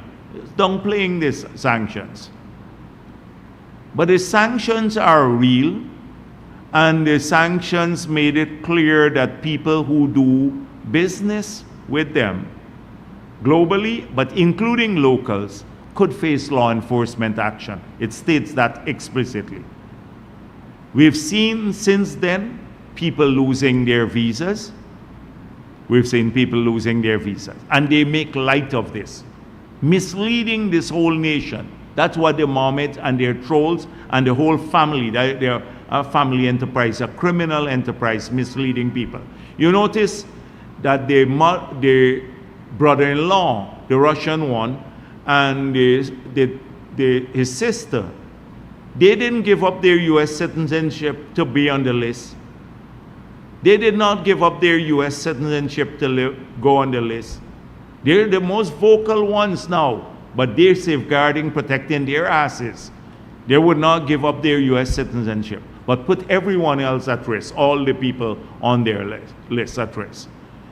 So I see this big thing now coming out from all of that now. There's a big discussion about the bank closing people's account. And I'm thinking, are people for real in this country? They're making this look like the bank had a choice and it's discrimination. And suddenly they're quick to change everything to PPP discrimination. Oh, this bank is close to the People's Progressive Party. That is why their accounts were closed. Then, sidetracking. They're good, they're very clever. Look at all the trolls and the people that they put online to defend them. So one, it is, what about May Thomas? What about May Thomas? So forget that they have been, the bank closed their accounts. What about May Thomas? When you asked about their sanction, oh, it's the PPP closed the cambio. They sidetrack everything. When you ask about the Lamborghini, he has an invoice to support it. They're clever at sidetracking the key issues, because the key issues, if people really analyze them, this guy would be in the lockup. So the fact of the matter is that May Thomas accounts were closed by Citizen Bank and Republic Bank. That's the fact of the matter. And the fact is that the banks in Guyana, if they lose two things, access to the SWIFT that allows them to transfer money, or the correspondent, that's a global system, that when the United States wanted to sanction Russia, there was a move to remove them from the SWIFT. It's a code that's used by all banks around the world. Anybody who has to transfer money abroad has to go through that system. If you lose access to that, you might as well shut down the bank.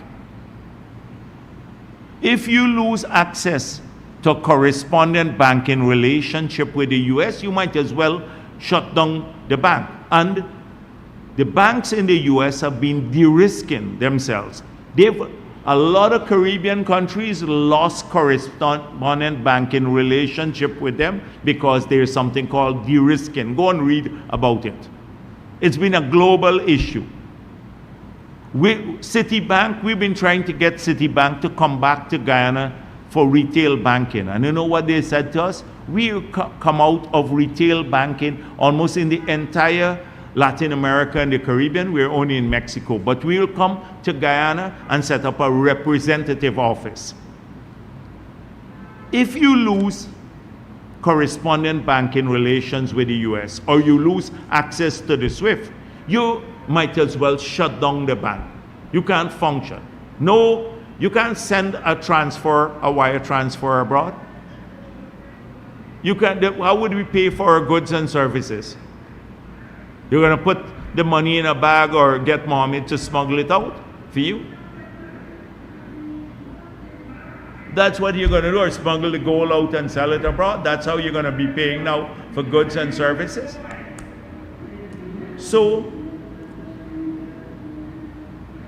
what is this big outrage? You now, all the people who are on his list, in spite of being told about this, you're now formally part of an organization headed by a man who is an OFAC sanctioned individual. It's different than when you were not on the list. You're part of an organization called WIN, headed by a man who is sanctioned. You're formally part of that because you're part of his submission. So you're subjected to enhanced scrutiny. No bank will want to risk that. Look, their relationship with the US. So when they say boycott the Marara Bank, well, another bank did it and more will do it. And let them go to the bank, let them go and open the account at another bank here to see which bank will take the risk of opening accounts for them that will run afoul of the US banking system. The US banks, even the US government doesn't have to tell them. They'll quickly cut ties with the local bank in a flash, because the quantum of money flowing through here is not big compared to what their global business is. And they don't want to run afoul of the US. If you work with sanctioned banks in the US, if a US bank were to be implicated with sanctioned individuals globally, then you know what happens? They'd have massive fines. They may not lose their banking license, but they'd have a massive fine from the US government or the Treasury. Who is going to risk that because of, what's her name, the low-and-field assistant? You think for the small sums of money, the banks, if I had a bank, the first thing I do, I'd shut down everything with them the next day. Because I'm not risking the future of my bank and the depositors' money and the shareholders' money and everyone for a couple of people who were forewarned of the consequences. They take it lightly. And so it has to be someone else's problem. If the bank don't like them, the PPP don't like them. They don't look at themselves. I can't imagine the level of stupidity in the analysis that I see of why they hosted a press conference to do that. Oh, the bank closed our accounts, etc. People are almost, I'm sure that they're going to examine everyone on their list, because why would the banks risk themselves? And for example, the private sector here, the private sector must be worried about for them, their staff and stuff. Imagine you have what the US ambassador said, coming back to that issue. If look how many franchises you have here. Starbucks, you have all of the other franchises now, US-based franchises and stuff. You don't want to lose your jobs or your money that you're investing in these things. In the private sector must be worried too, must be extremely worried about the possibility of a sanctioned individual, causing consequences for them and their families and their businesses and their employees. All because this guy wants to protect his own ass. That's what I'm... We've seen opposition MP German Figueroa recently endorsed President Ali. Could you clarify whether he has joined the PPP formally as a member? No, and he's not required to join the PPP as a member. We don't have these rules that if you come to us, you have to carry a party card. You have to cuss the other side. We don't work that way. German Figueroa, he decided on his own that he wanted to be part of this vision that is being pursued by the People's Progressive Party, a vision that includes all of the people of the country, led by a president who has demonstrated he has experience as well as the experience to implement the programs associated with that vision, as well as the concern for all the people of this country. And he said he wanted to be part of the team to work towards that vision, and he's welcome to do so. And as I said before, we take people at their face value and we embrace them. We're not a party of suspicion, etc. And his work will determine how much he believes in that vision. And I hope that he could also be a conduit, as so many other people, to those young kids who get misled by the lies they are told. And that he could really get them involved in to take a look at what our plans are for young people in every community, whether they're Amerindian young people or Indian or mixed or Afro-Guyanese. We have a plan for young people. So he is welcome, and we're happy that he has decided to support the vision of the People's Progressive Party. Dr. Jagdeo, Mikhail Rodriguez for Daybreak News. You have gone on several occasions to great lengths to explain the dangers of sanctions and the effects of sanctions. You tried to some extent to explain or interpret what the U.S. ambassador said yesterday, limiting your explanation for what she said yesterday to commercial. But she also suggested look at Afghanistan, which suggested general turmoil in a country. Given all of this, given all of these worrying factors, the Americans have brought sanctions against the Mohammeds, a government official. Banks are running scared as a result of the risk of doing business with people closely associated with Mohammed.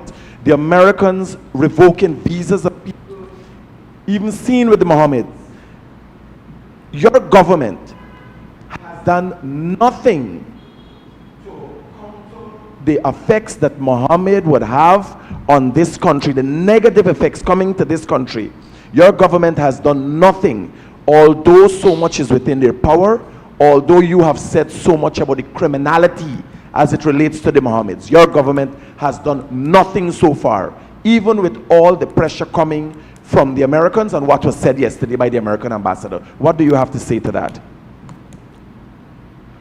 So we act in accordance with the laws. The people of this country have to, on their own, decide decide what sort of future they want. So we have been clear about the risk that he poses to the system, to the country, to our borders, our territorial integrity, to the functioning of the country of Guyana. We have pointed this out on several occasions. We've pointed out the several acts of criminality that he's being investigated for and that he'll have to face consequences in the future for. We've pointed out the dangers of the sanction to the individuals concerned. We pointed out that he's using the money that he can't place in banks to buy support. Even APNU has said this. So people have to decide in this country. And in our strongholds, we've been doing this. People of this country have to decide whether they will put their children's risk at future, their jobs, their own well-being for the sake of $20,000 or $50,000 that they get paid, because he has nothing to offer. He has no plan, he has no vision, he's incapable of even explaining basic things. So what else outside of the money and the lies that they tell? And they're good. There's an industry at telling the lies. And he has enablers in the media that you represent, enablers. We did our bit to point out the dangers of him. The enablers sit in the same media to give him, highlight him. The enablers, he has enablers in the Starbuck News. So that's what I spoke of earlier. The report, he gets more reports than the PPP. You would think that we are a party that has 500 people and he has 25,000 at his rallies. He gets more coverage than we do. And they select the reporters, so a particular reporter goes to cover him. I don't want to call her name, but she does that. They select it. She covers the Starbuck News pages and gives them a favorable view. You have a ton of the others, Travis Chase and all of the others. They're enablers. Some are being paid, and others because of this hatred for the PPP. APNU and the AFC are enabling him to. You heard what I said at the beginning of my press conference. Anything but the PPP. They don't care if they tie a bundle with the devil. Anything but the PPP. So he has enablers in this country, including from the media. So don't blame the PPP. We point out the dangers. But people have to make choices. And that's what we're saying to our supporters. If APNU doesn't want to say that to its supporters, it's different. So I don't see, we're not going to lock the Mohammed up just like that, if that's what you're hoping to do, that we take him, pick him up, and lock him up just for anything. We have due process in the country. But at the end of the due process, given the evidence that is available now, he'll have to face consequences for everything. The taxes evaded, so that's how I see it. When your government was voted in, was to serve a majority of people and to protect those people. Why do you everything else, you decided you'll build roads, you'll set up infrastructures, you'll set up hospitals. Yeah, so why not protect those people? What would you like us to do tomorrow? What would you like us to do to protect the people? Third about GRA executing his job, SOCO execute. If a man got a vehicle, two vehicles in the yard. Soku runs and goes and seizes his vehicle. Mohammed has been sanctioned. And Soku does but nothing. clearly you're not following what's going on. The government has to act in a certain way. The government has to act lawfully too. I can understand the feeling that one person could get away with murder literally when they have tough action against people. There's this view that because he has compromised several people in these agencies, he could get away with literally murder. Trust me, it's not going to happen. We got the information, we went to court on the matter. He put in an invoice. You talk about the Lamborghini. He said he paid $75,000 for it. The United States government went, they found, the Treasury found the invoice, they spoke with the people. He paid nearly $600 and something thousand for it. We took it to the court. The judge said, I can't accept that. And I will tell you why in September. So we can't, that's what was reported. So we couldn't appeal the case. So you saw what happened here. We did what we had to do, so he avoids accountability. But it's not gonna end here. Then the same invoice was used in the magistrate court. He was charged, and he will, eventually the case will come up, and he will have a chance to prove that he actually paid the $75,000, and then when abroad, when we have a ton of evidence, when it goes before the magistrate and they find that he is lying, that he submitted a false invoice, then the sentence will be pronounced on. So that is how we work. We work lawfully too. But he is not going to get special treatment because he is wealthy, nor would he face unfair action by the government because he's an opponent of the PPP. He will not face that too. We will go through the process. At the end of the process, I'm convinced he will face the consequence. You got to pay for all the taxes, and with the penalties, the way I see it, because the US and us, we both have tons of evidence now about the $10 billion, the 11 billion, 50 million US evaded. So when the penalties are added here, you're talking not about 11 billion, you're talking about $25 billion if you apply the law. That's a lot of money. I'm not sure. Anyhow, let's deal with that when that comes up. All of those matters will be addressed in the future. Dr. Jagdeo, Mohammed, Azadin Mohammed rolled out his manifesto starting 3 o'clock today. It can't be likened to the outlandish manifestos made by the PNC, but it sounds more like him accepting his transgressions and looking for forgiveness through a manifesto. Fighting crime and corruption and I dealt with that.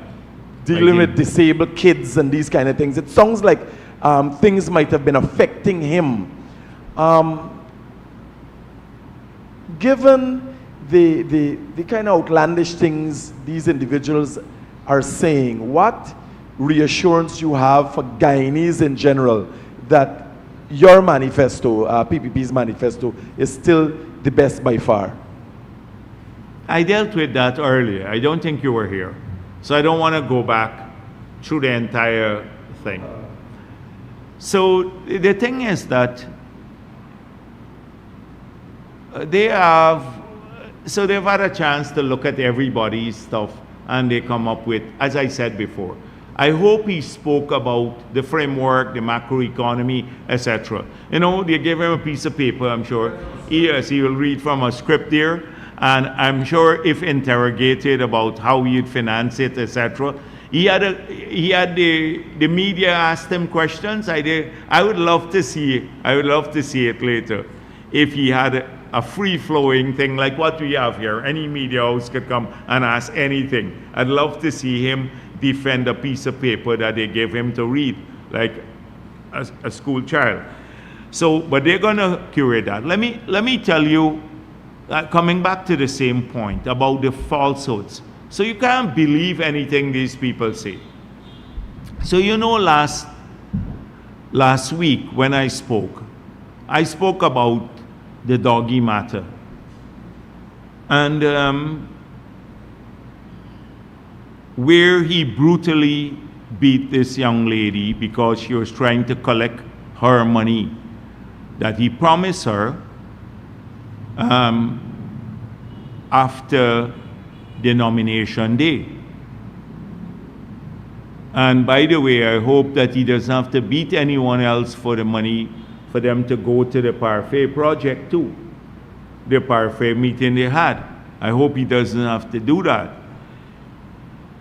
But we condemn it outright and said, this is indicative of the way he mobilizes. He would mobilize through people like Doggy and the others. So thereafter, after Thursday, I saw,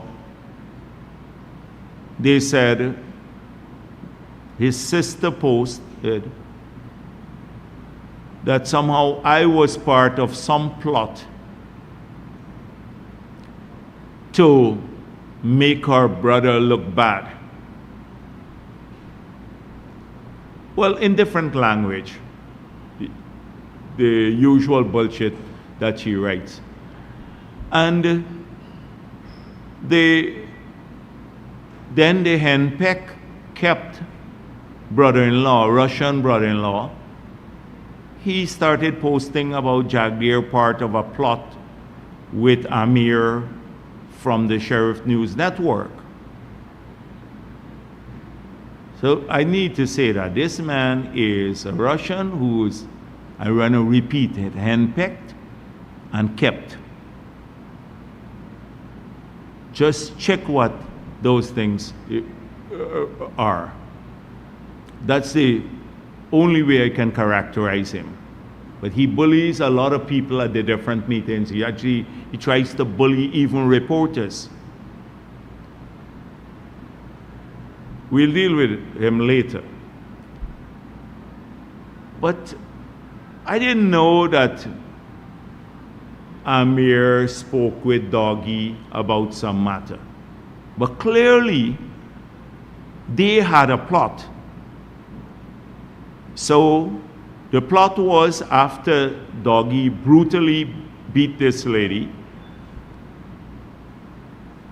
they then took, the team Mohammed took Doggy to their home and then got this young lady to go there based on her statement to the police and try to cover it up. That is the team Mohammed, that whole criminal enterprise. Even threatened her with a gun that she couldn't leave, from what I saw in the media.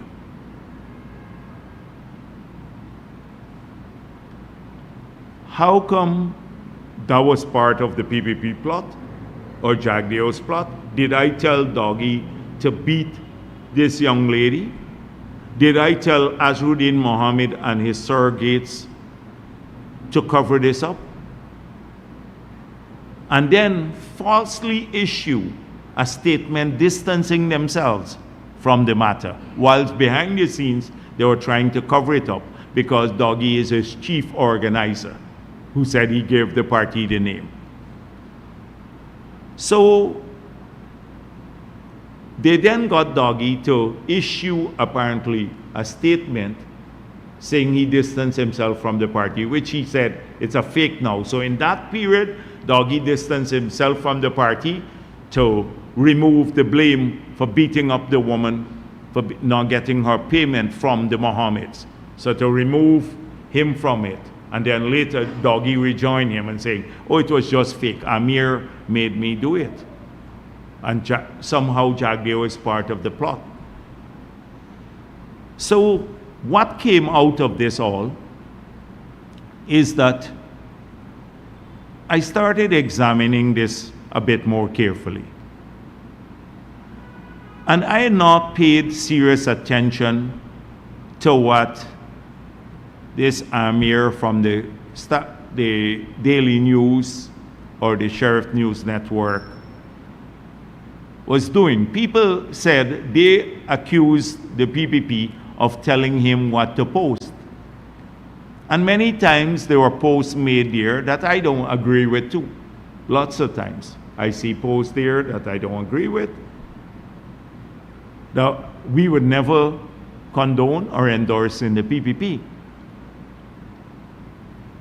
But it served their interests to make it seem that it was PPP telling him to do this, because they want to capitalize on this concept that they're being victimized by the PPP. You know, that's what they're telling people. Everywhere he goes, oh, the government take away my license, this is a wicked government, etc. That's the concept that they're selling to people to gain sympathy. So then I realized what's the real problem. Because Amir himself has been talking about it now, and it came to my attention that this is a family problem. This is a family problem and a family dispute. They have bad blood among themselves. I did not know that Azruddin is Amir's stepfather-in-law. I said it, when I discovered it, I was surprised, because then everything fell in place. I said it at the meeting at Patentia, and the ladies who were there were looking at me blankly. Clearly, they didn't know themselves. But many people don't know this. And they've been fighting each other for a while over their family business, calling people prostitutes and all kinds of things. All day long.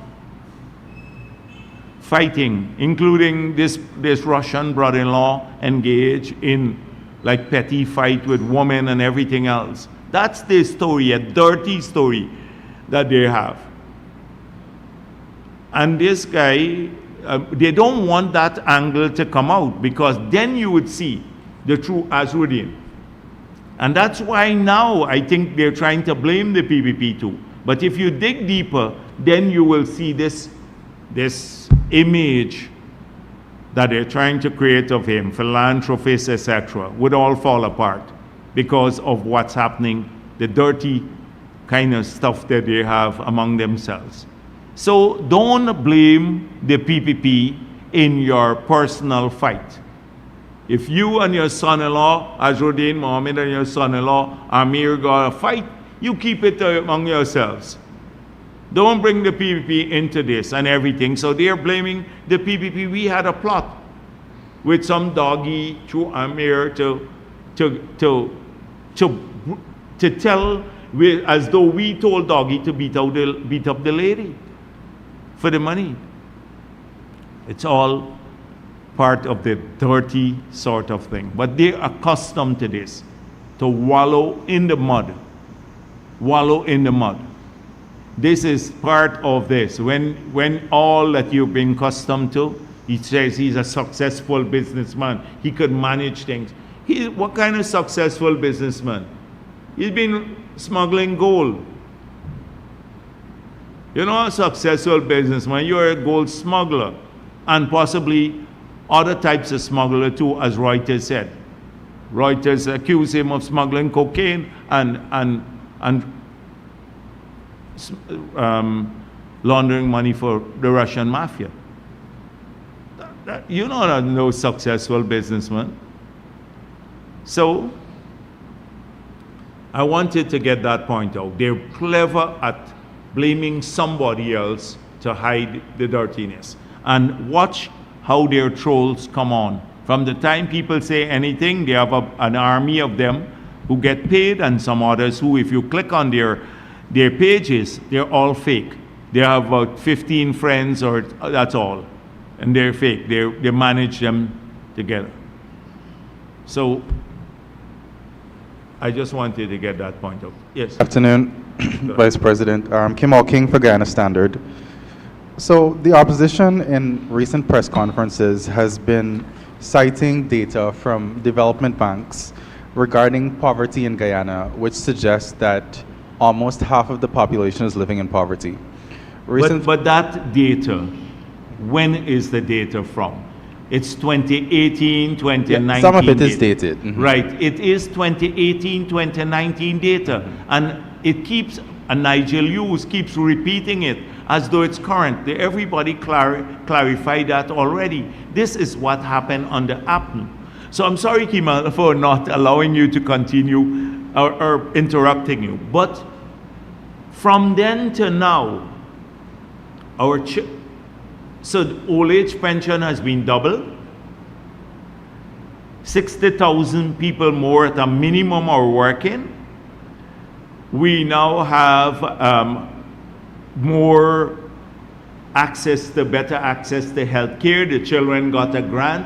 A whole range of things have changed from then to now, from 2018 to now. So they keep citing the old poverty rate from 2018, shamelessly doing that. Nigel Hughes, when they were in the center of government, when Cathy Hughes was busy giving herself contract, she wasn't concerned about poverty when that report came out. That was a 2018 report, or a report that used 2018 data, and the World Bank itself clarified that. So that was the poverty data. So my question is, given all of these things the government has done, the government has not focused on providing more updated empirical data on Yes. poverty and inequality. So is this something that you're looking at doing? I think we need to have another survey now, because it was a household income and expenditure survey. We need to look at that. And what it would show is that tons of people more are working, earning. Look at the disposable income again. Look at public sector. For all the people who are talking, if you go and take the wage bill in 2020 and look at what it is today, it's nearly $120 billion more. That's a lot of money. That's about, I was saying 500 million US dollars, but it's closer to 600 million, because when you add the wages increase to 2025, we didn't add the wages increase. That's what it is, 600 million US dollars more per year that goes into the pockets of public servants. That's a large sum of money. And you don't need, if you're talking about empirical data, give it to Azruddin, if he could navigate it, or Norton, ask him about it. So let's hear what they will say about that.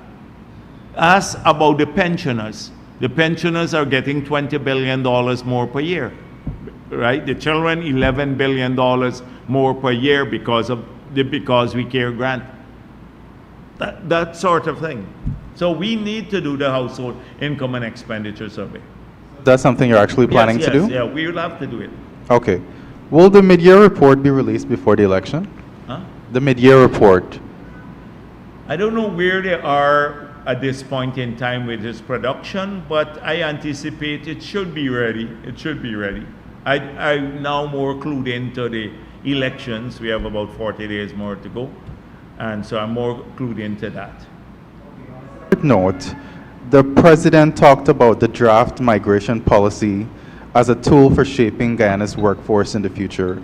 Could you elaborate on how this policy aligns with your vision for a post-oil economy, especially if you could address the roles that the targeted migration that you want to see will play in meeting the demand for labor in the future?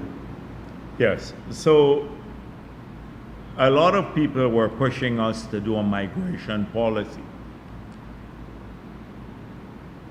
in the 5 years. And we said, no, because first of all, we have to get our own people back to work.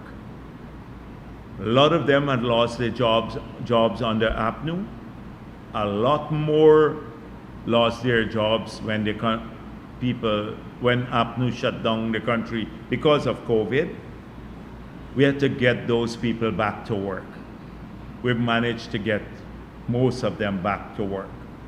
We said we had to get jobs across the country, because although in Region 4 and 3 we tend to have more jobs, some regions still don't have enough jobs. So we started working at boosting spending in those regions through the public sector for roads, bridges, housing schemes, etc., that generated more income for the private sector, more jobs, etc., for people. We went to the part-time job program to assist in those regions. We had about 15,000 people employed across the country, including in Region 10. We started moving initiatives there, so to get more of our people to work there. I've mentioned several times when I come here, like on Essequibo Coast, it's not perfect now, but at least more people are working. And the same thing in Berbice and in Region 10, etc. They have jobs in the Amerindian communities too. We still need to continue doing that, getting all of our people across Guyana, wherever they live, more jobs. So that's the key task. Thirdly, we want to get more women in the labor force. And so we started off by the part-time job, but we believe we can bring nearly 100,000 of our own people, our women, into the workforce. Because then we have more Guyanese working. We want, first of all, to take care of our people. That's why we said, if you want to work a second job, now we're giving you 50,000 per month of the second job you don't pay taxes on. That's what we did the last budget. We want our people to work. We want more people to work more jobs, not because things are bad, but because they can move faster up in life. That is what we're doing. So first of all, taking care of our own people. That's the strategy. In the 5 years, we've come up with some labor shortages, but so we have allowed people to bring in labor for some of the big projects. Like the bridge across the Demerara River, they brought in labor. The bypass highway, they brought in some labor. But we have kept it limited.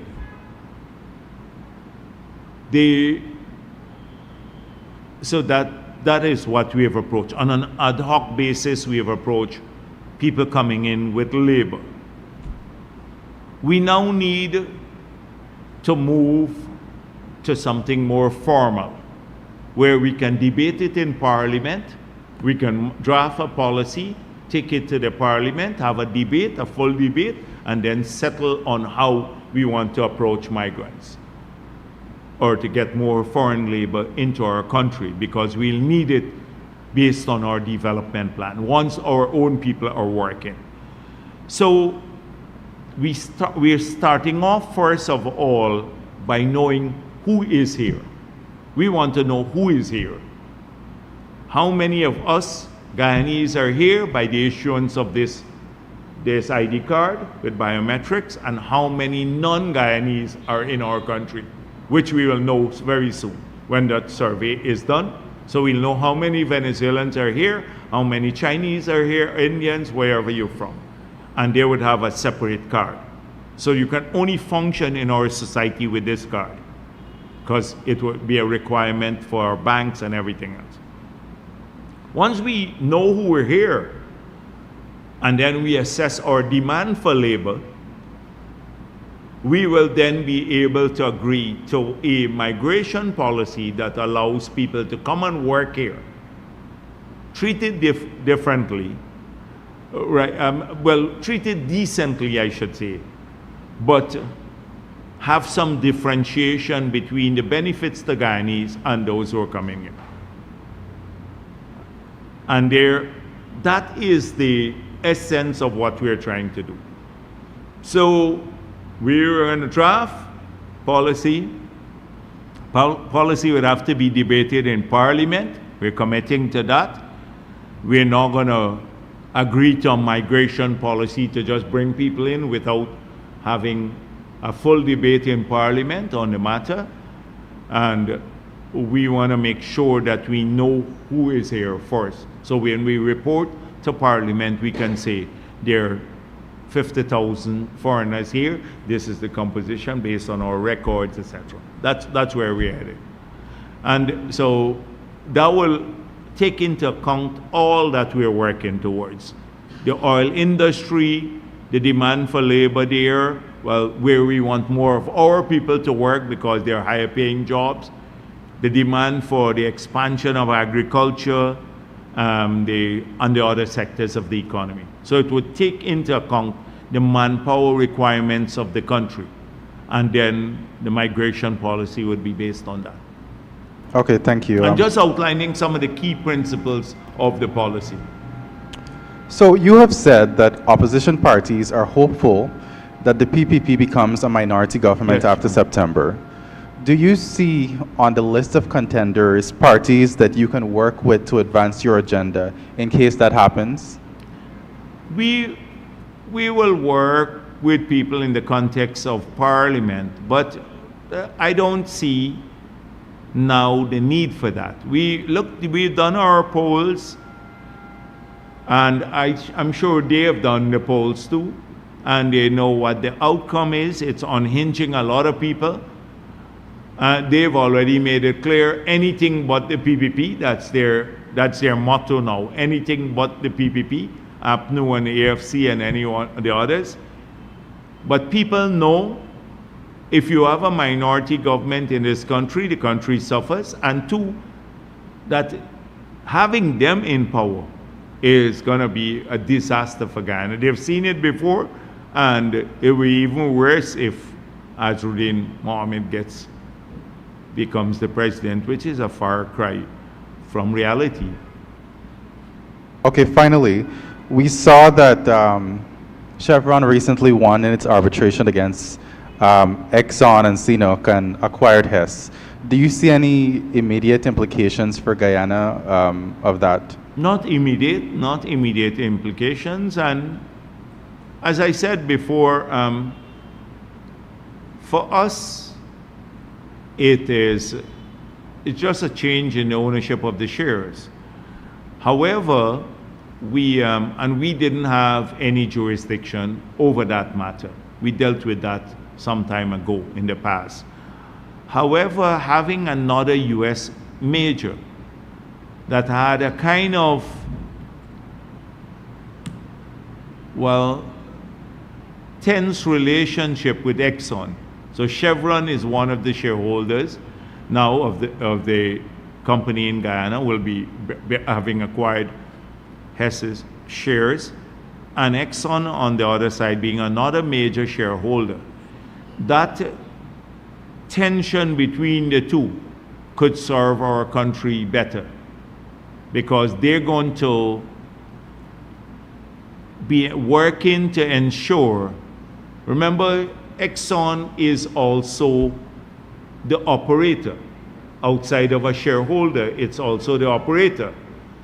So I'm sure the shareholders would look at the costs for the operators to make sure that those costs are minimized and focus on maximizing output, because they, as shareholders, will be getting more money if that were to happen. The company is run more efficiently.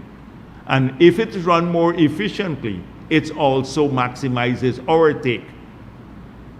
So if there was fear, for example, that Kaichor News, if they had fear that costs were inflated that we are auditing now, Chevron would also be concerned about that, because it is now a shareholder. And it will affect them too if costs are inflated by the operator. Exxon accountable? Accountable, yes. Okay. Accountable, and also focus more on optimal ways of managing the company.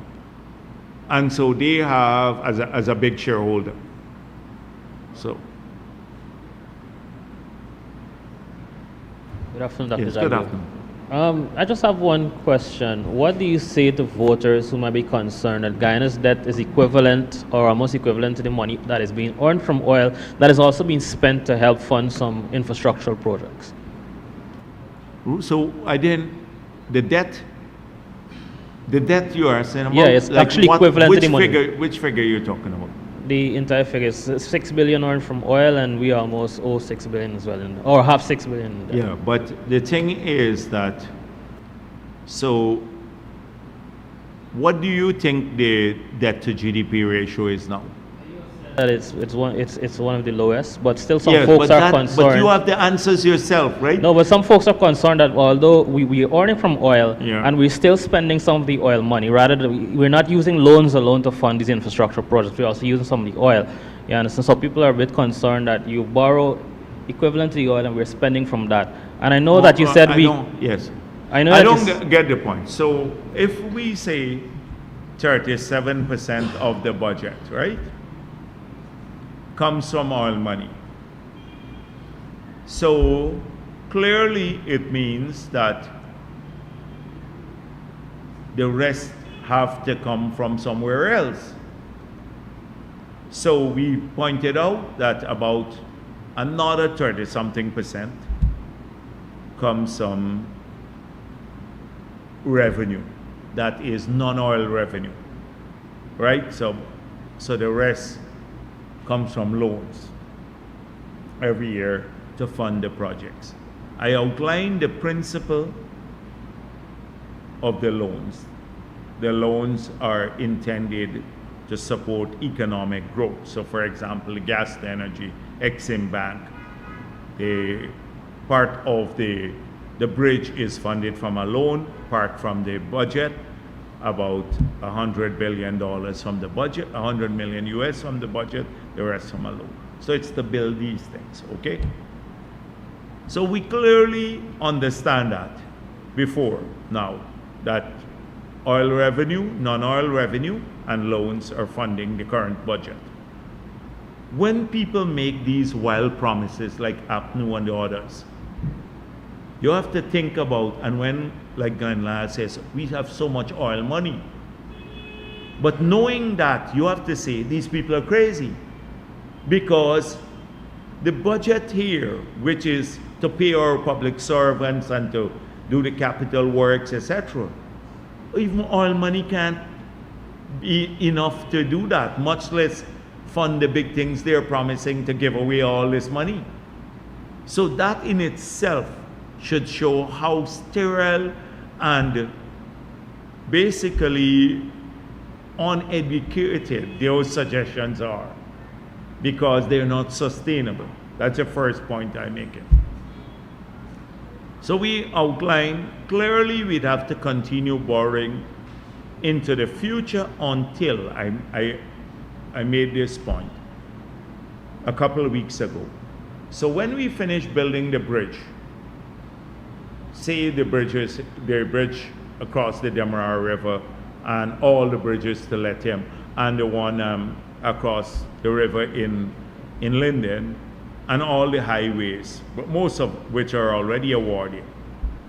We don't have to spend that money anymore, right?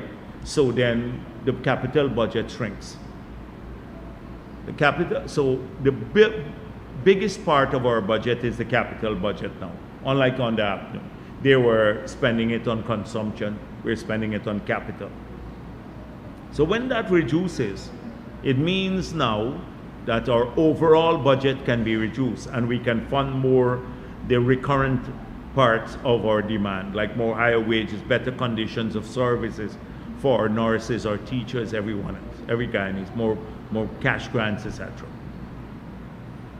We anticipate by 2027 we would not have any need to borrow, because we will be able to fund more of our activities from the budget, maybe 2027, 2028 or so, around that level. But even if we do borrow, when you look at the debt now in relation to the size of our economy, that is your capacity to repay, it's tiny compared to the past. It was 153% of revenue. Then it came down in 2015 to 45% of, no, that was under servicing. 10% of revenue to service the debt. Now it's down to 5% of revenue to pay back the debts. The debt in itself was 900% of the economy when we took office. Before oil, 45% of GDP. Now it's down to about 13% of GDP. So it's two of the lowest figures in the world. The debt to GDP ratio and the debt servicing to revenue ratio. Two of the lowest in the world now, and will continue to be like that in the future. So that is how we are approaching the matter in a sustainable way, in a long-term way. The United States of America now, to service their debt, they need $1 trillion per year. $1 trillion. Their debt is over 100% of GDP. In almost all the European countries, their debt to GDP ratio, which is 13% in Guyana, is nearly 100% or over 100% in many European countries. In Japan, it's 250% GDP. Japan, I think, is the third largest economy in the world. And so that is how good a position, but it has to be sustainably managed. I hope Azruddin Mohammed dealt with all of these matters at his manifesto launched today about debt to GDP ratio and everything else. I hope he dealt with it. You weren't there, yeah. Critic went here? Oh, it's still happening? Oh, it's still happening? Okay, all right. Good afternoon, Mr. Vice President. Shenard Mentis, Sheriff News. Yesterday at the opening of the Biodiversity Summit, you spoke about prioritizing locals. What is one or a few areas the local population can benefit from your biodiversity plan? Secondly, the president in his manifesto would have spoken about having one of the largest gold mining operations in South America. Additionally, how would your government pair the increase of the gold mining sector with the conservation of our forested areas and creating the continuation of LCD, low carbon? Yes, I understand what you're saying.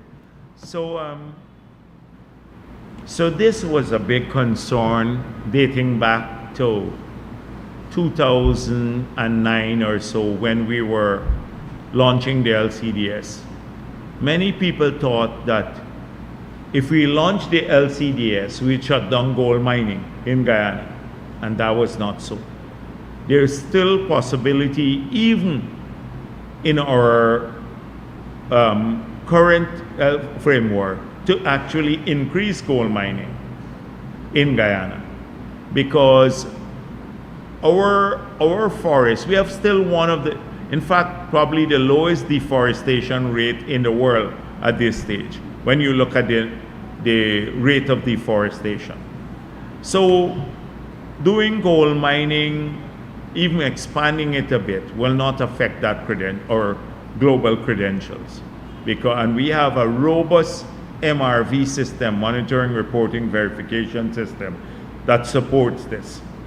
So we over a large number of years, they've been doing a lot of exploration. So I think the gold mines now are ready to produce or to move into the development phase. So that's what the president is talking about. And we had grandfathered, I know Glenn Lal will be talking about them digging out the gold, but you saw the incentive regime for gold mining. It's a standard contract, which we have released. It's on the ministry's page. The Ministry of Finance put it up. It's a standard contract.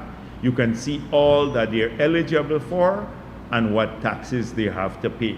We've increased the royalty rate just before I left the presidency from 5% to 8% for large-scale gold mining. right? So once it's over $1,000, huh?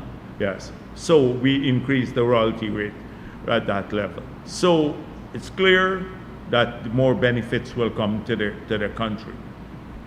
On biodiversity, the alliance, and it's more to push for global reform, but by signing an MOU with Yale, we'd be able to do much more work. We've done work with the Chicago Field Museum, Smithsonian, and now with Yale and a number of other organizations to do research for people. I pointed out at in my short presentation yesterday that we, even in the original conception, we were going to establish a Center for Biodiversity Studies. So two things could happen.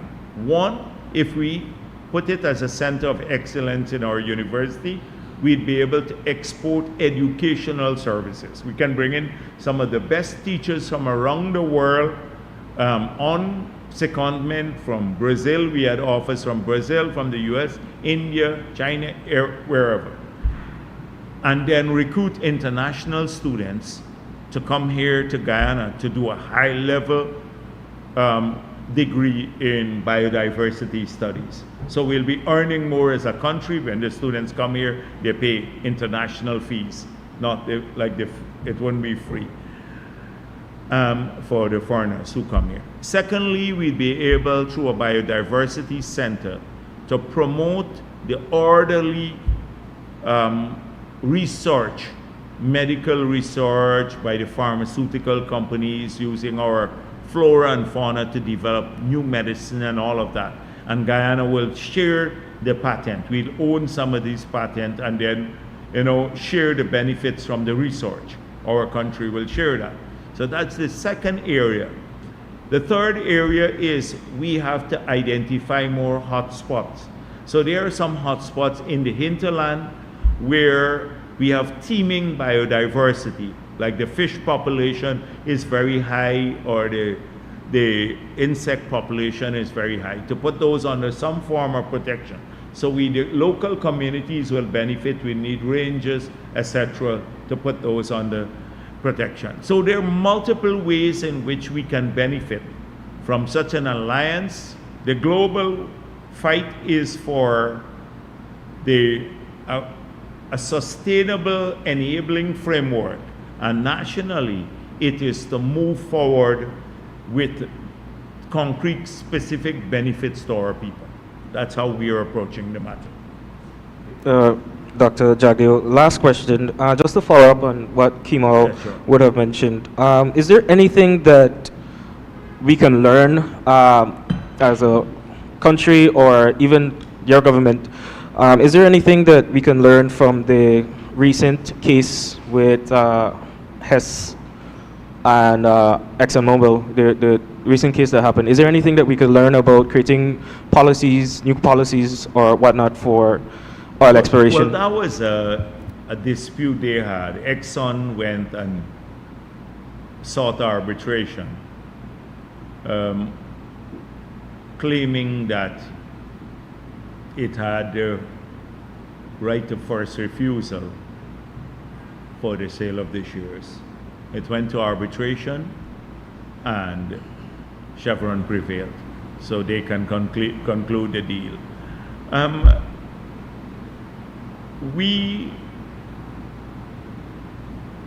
Arbitration is a big issue in the future, and developing maybe the capacity to do good arbitration to represent us. So we need to have a domestic core of some of the best lawyers, that mean training our young people to be able to represent us properly globally. But we'd always have to recruit in the best skill from other places too, because sometimes a lot of money is at stake when you arbitrate these matters. So maybe you asked me about what we can learn from it. So maybe doing a bit more, building out the local core, but at the end of it, you'd still have to hire the best skill from around the world to represent you, because the arbitration often takes place not in the local environment, but internationally. And therefore, you need people with the requisite experience. Okay? Thank you. Thank you very much.